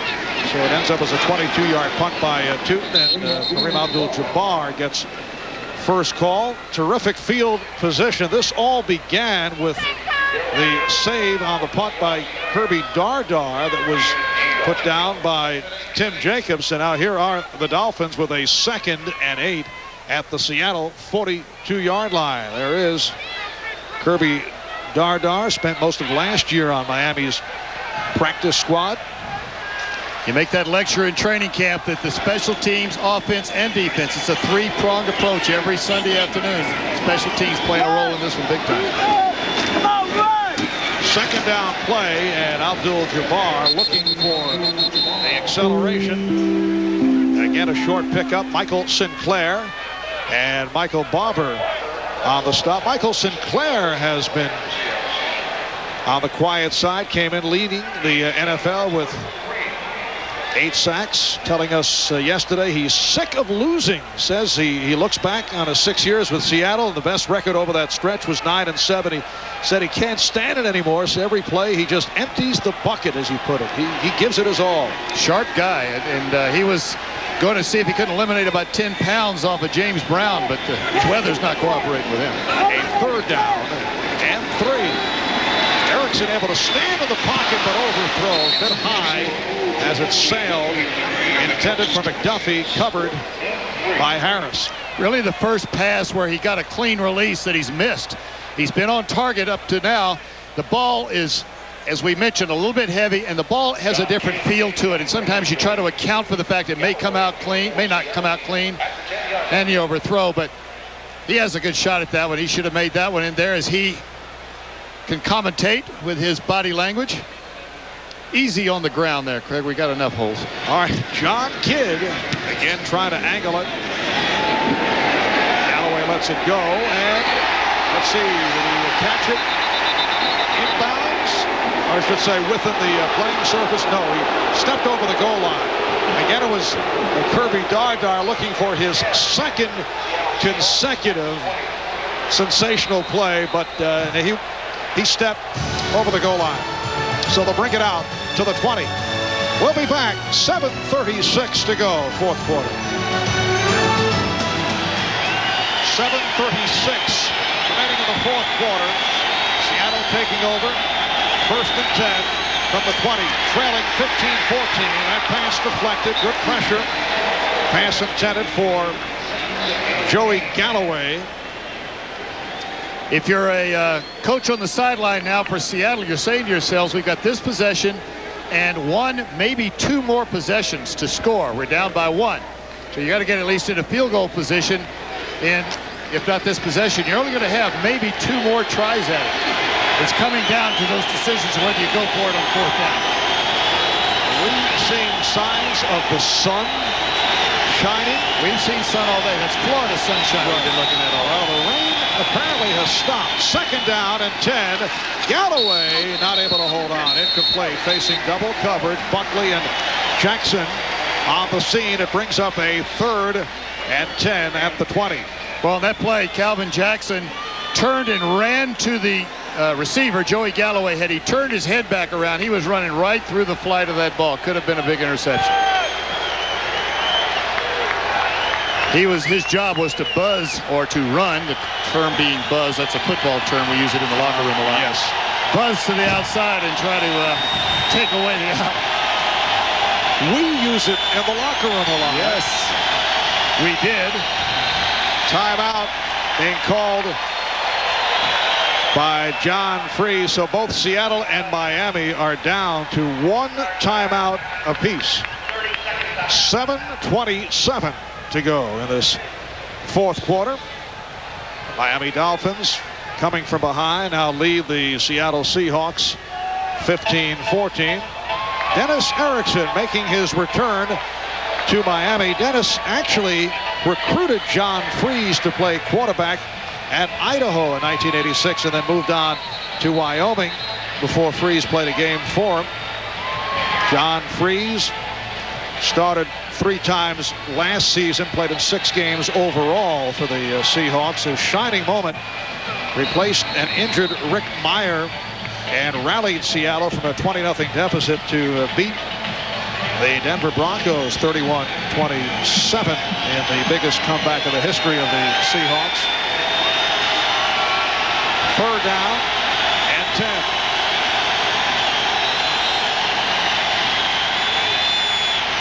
And Freeze able to unload, and the diving catch ruled incomplete. Fourier, the tight end, bobbled it. That's the indication from the official, and never had possession as he hit the ground. He was covered by Thomas and Oliver. Fourier saying that he had it. It would have been a great catch. However, Shane Burton may have just made a classic mistake at the end of that play. May have committed a personal foul. We'll find out from referee Tom White in a second. The play was over. Shane Burton delivered a blow that shouldn't have been delivered. Personal foul, unnecessary roughness, number 75, Miami. After the incompletion, that will be a 15-yard penalty from the previous spot. 1st down. Well, that could be a huge turning point. Shane Burton, the rookie from Tennessee, 5th-round draft pick, is called for the personal foul, getting involved with Chris Warren, and so it is a 1st down at the Seahawk 35. Didn't see exactly what made that happen, but there's obviously something been brewing there, and he took his shot at the wrong time. Warren tried a stiff arm, but could not. Taken down by Zach Thomas. So quick to the ball. Zach Thomas is one of those guys you pull for, not only because he has no neck, but because he's getting a new suit tomorrow. Watch it. As soon as he scrapes off, he goes to their side of the ball to make the hit. Doesn't scrape too far down the line. Stiff arm try by Chris Warren, but not enough. He grabs a little bit of Warren, a little bit of his towel, and now he's going to down the towel. Second and 10 at the 35-yard line. Nice catch in traffic made out at the 41-yard line by Mike Pritchard. And again, the tackle by Zach Thomas. And that is 15 tackles for Thomas. The previous play, he was covering a sweep to his right. This time he's covering a pass receiver to his left. This is a rookie. This is a guy that's supposed to make a few mistakes along the way. And in the crucial part of this ball game, he's made 2 big plays. Third and 3 at the 42. Miami 15 and Seattle 14. 6 minutes remaining fourth quarter. The draw play. The Warren is tripped up short of the first down. And again, it's Zach Thomas. That is that a trifecta or a, what do you call that in football? 3 big plays, individual plays, I might add, by the middle linebacker. Now they're down to 5.5 minutes, and they've decided they're in fourth down territory. They may not get the ball back enough times in order to win this game. They're going for it now. It is a fourth down and 2. Freeze calls for time, and for the Seahawks, that is their final timeout of the second half. He had no choice, though, Marv. It was down to 3 seconds on the 40-second clock. 5:19 left, fourth quarter. Back in a moment. The Seahawks just used their final timeout. Dolphins have only 1, and it may well come down to this for Seattle. They're down 15-14. 5:19 remaining. Jimmy Johnson wants the crowd going to make things more difficult for John Freeze as he calls the signals on this 4th and 2 from the 43. That's Pro in motion. And Freeze will throw. A diving catch for the first down is made. So Seattle able to keep the drive going. Joey Galloway with the reception, covered by Gene Atkins.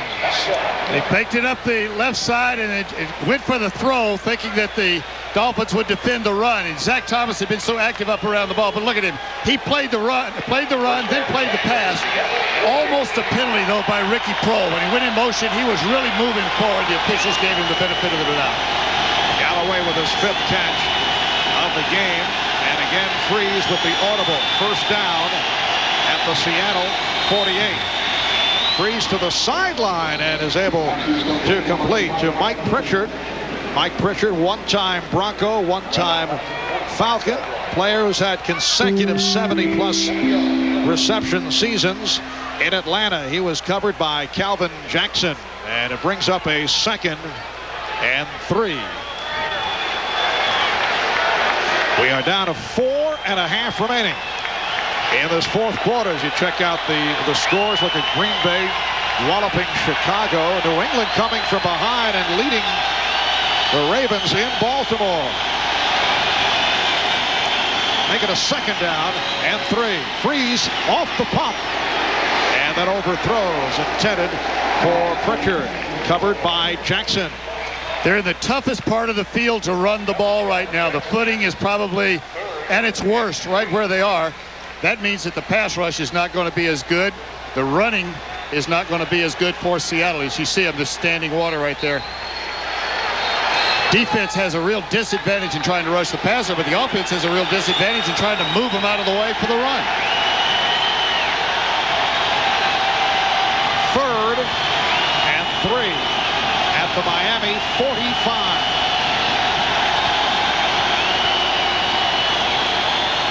Short set by Freeze, and his pass batted down.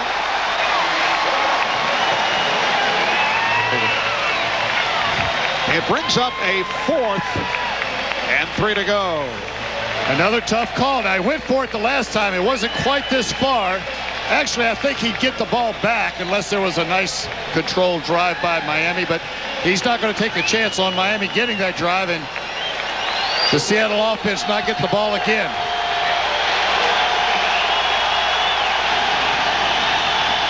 And again, the crowd trying to make things difficult for the Seahawks. They're on their feet. Play fake. And picked off. Intercepted by Dwight Hollier.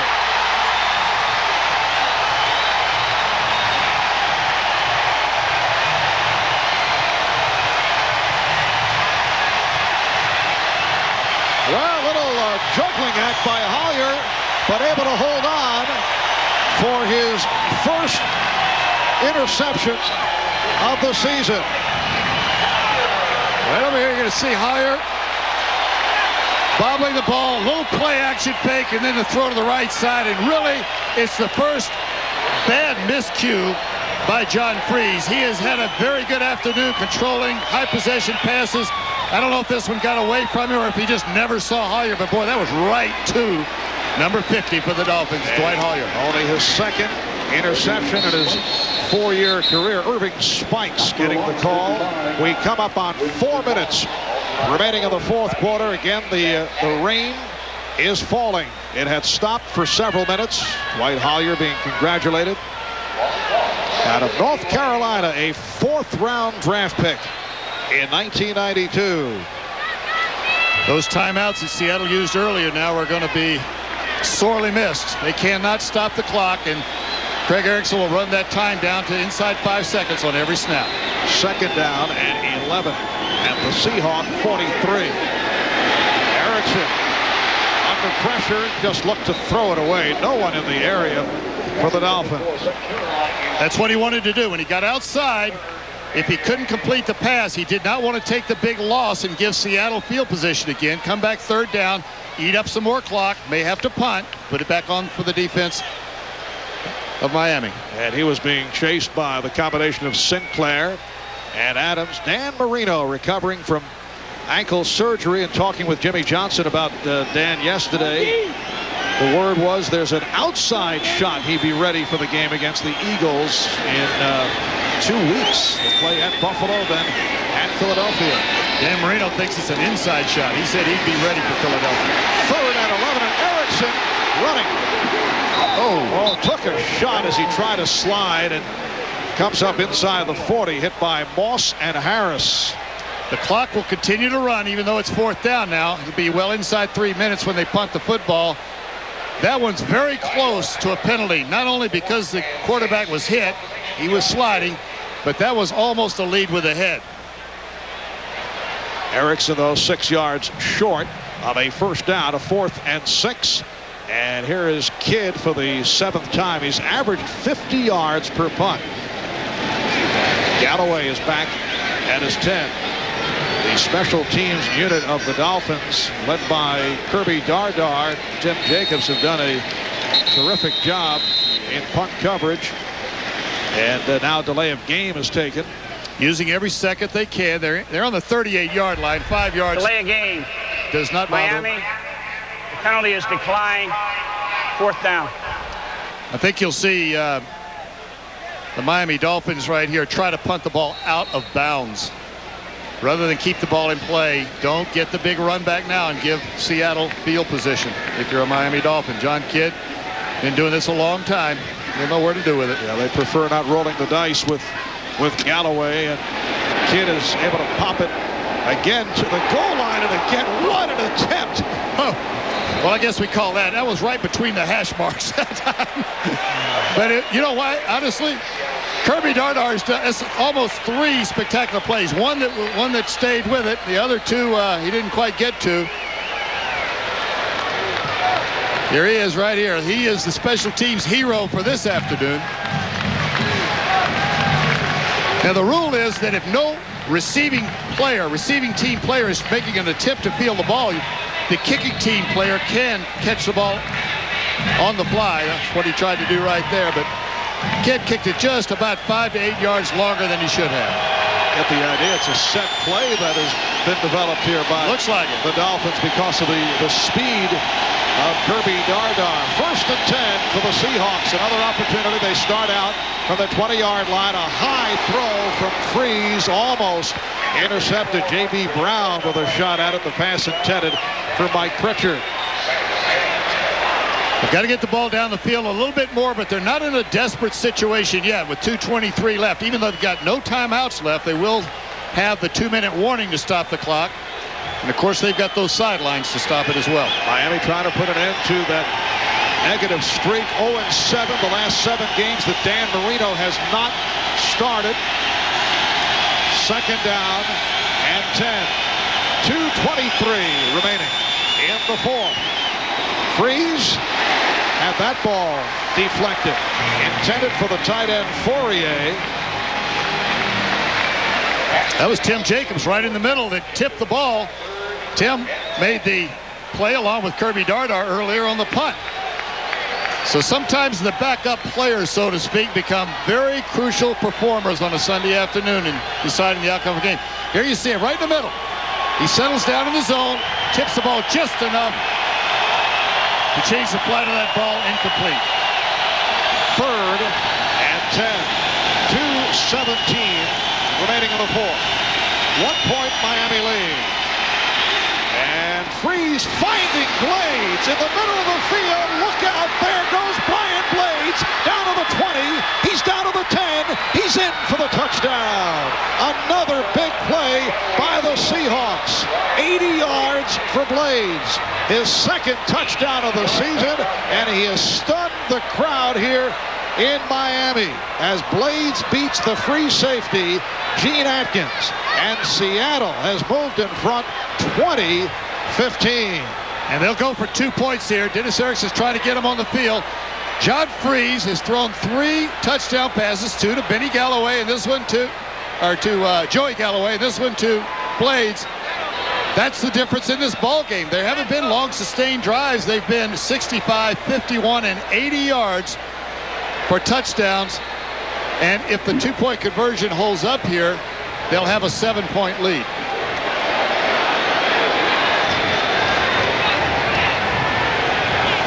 There's a hush on this crowd now that we didn't hear a few minutes ago.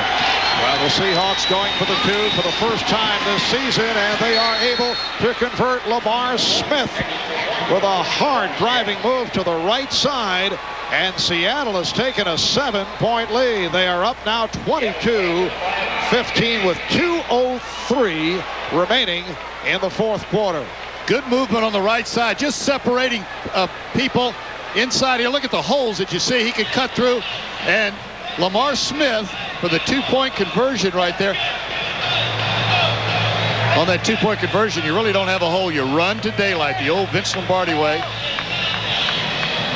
Not a very long pass, but a long run after the catch. Seattle still in that last drive in a possession mode. Don't give the ball up with something crazy, but let their wide receivers make the long runs for touchdowns. Was that an ill-advised gamble by Gene Atkins? Absolutely. The only way you get beat is get beat quick. Let them have a little bit. Now, you don't want to give them too much, but you don't let the big play beat you in a situation like that. I'll tell you the other thing is they were in a very tough part of the field. That ball was caught right in the dead middle of the field. Stay behind and have everything in front of you in that situation as a defensive player. And it looked like Gene Atkins took an angle that left him with the receiver out to his side rather than in front of him. Well, 3 plays, 80 yards in 25 seconds. And the Seahawks lead the Dolphins 22-15. Now Todd Peterson will kick it off. The deep men are Jarris McPhail and Irving Spikes. Miami with 1 timeout remaining. And they'll have to line up again. Seattle does not have any timeouts left. So the Seahawks trying to win for the 2nd time this season, both in the state of Florida. The earlier victory coming in Tampa Bay. They have been beaten by San Diego, Denver, Kansas City, and Green Bay.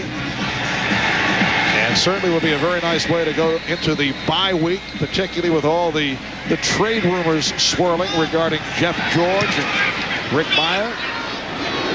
We come up now on 2 minutes remaining as Spikes runs it out. And Spikes breaking tackles brings across the 20-yard line. So now the 2-minute warning offered up. Seattle 22 and Miami 15. We'll be back in a moment. Coming up next, Jim Harbaugh leads the undefeated Colts against the Buffalo Bills, or Elway and the Broncos host the Chargers, or the Jags battle the Saints. Game 2 next. Back in Miami in a game played for the most part in a driving rain.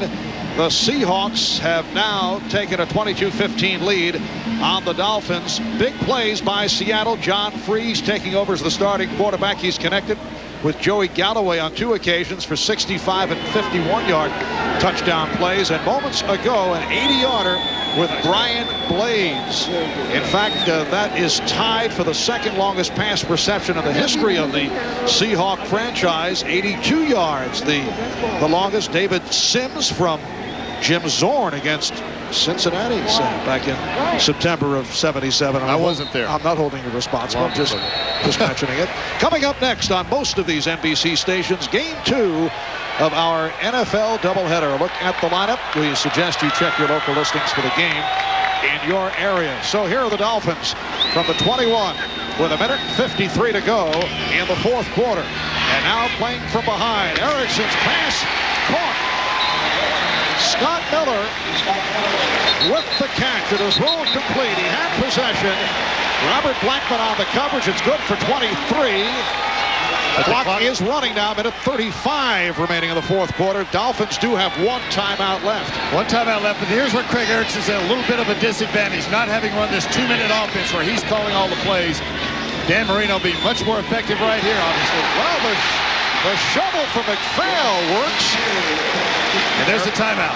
Harris McPhail able to run inside the 45, met by Darrell Williams and Corey Harris. That's good for 15, and now the clock is stopped, and that Miami's final timeout. So both teams have used all 3 second-half timeouts. You know, it's interesting to compare the 2 quarterback situations right now. Craig, of course, had an opportunity to really do something big for his team. John Freeze has played a very strong game. I wonder what this does with the Jeff George thinking in terms of the effort to get him to Seattle. If he doesn't show up, obviously they're comforted by the fact that John Freeze has played so well here today. Rick Meyer is talking to John Freeze. They're friends. Both of them pull for whoever's in the ball game. But you know that Rick Meyer is got a lot on his mind right now. A lot of uncertainty ahead. Sam, you don't think that even though Freeze has played well, that could change the whole thinking about? No, I don't think it changes it. No, the effort to get him, no. But you need more than one good quarterback. They feel good that he's come through and played as well as he has. On a 1st and 10 for the Dolphins at the Seahawk 43. Erickson in trouble.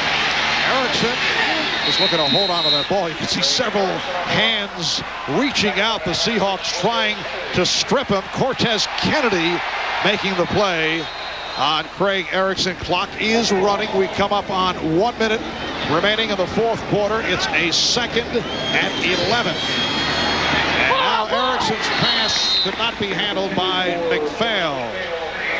Very similar to the pass in Indianapolis 2 weeks ago from Dan Marino, or excuse me, it was from Bernie, I guess, at that ball game. Missed completion late in the ball game. At least the clock is stopped. They've got a chance now to rethink everything. If Craig had been able to unload the pass on the previous play, the sack, probably would have saved about 20, 25 seconds. 4 wide receivers, 2 more downs. 3rd and 11. Erickson with the time. Could not find anyone. And now fires and deflected. That would have been a touchdown. Blackman getting a piece of it in front of McPhail.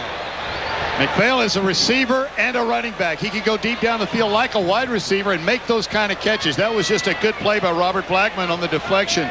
Anytime you hold the ball that long and you throw it down the field, though, the ball is in the air long enough for defenders to get there. And that's exactly what happened right there. And Erickson now 16 for 27, 244 yards. He's thrown one touchdown. Erickson thought he had McPhail. 4th down and 11. 48 seconds remaining in the fourth. And it's picked off. Obvious miscommunication. Robert Blackman with the interception and then hit down as he ran across the 40. Tackled by McDuffie. So the strong safety, Robert Blackman, with his first interception of the season. It's been an outstanding all-around performance for Blackman. He ran it back 42 yards. And so with 36 seconds to go in this fourth quarter, it will be Seattle ball with the 7-point lead. And Seattle was doing exactly what they should do. Stay in a zone. 3 points can't beat you. Touchdown will. Everybody looking back at the ball. Craig Erickson obviously thought his tight end, Carolyn, was going to go to the inside. He made a fake to the inside, went back to the outside, and there was nobody there but Robert Blackman.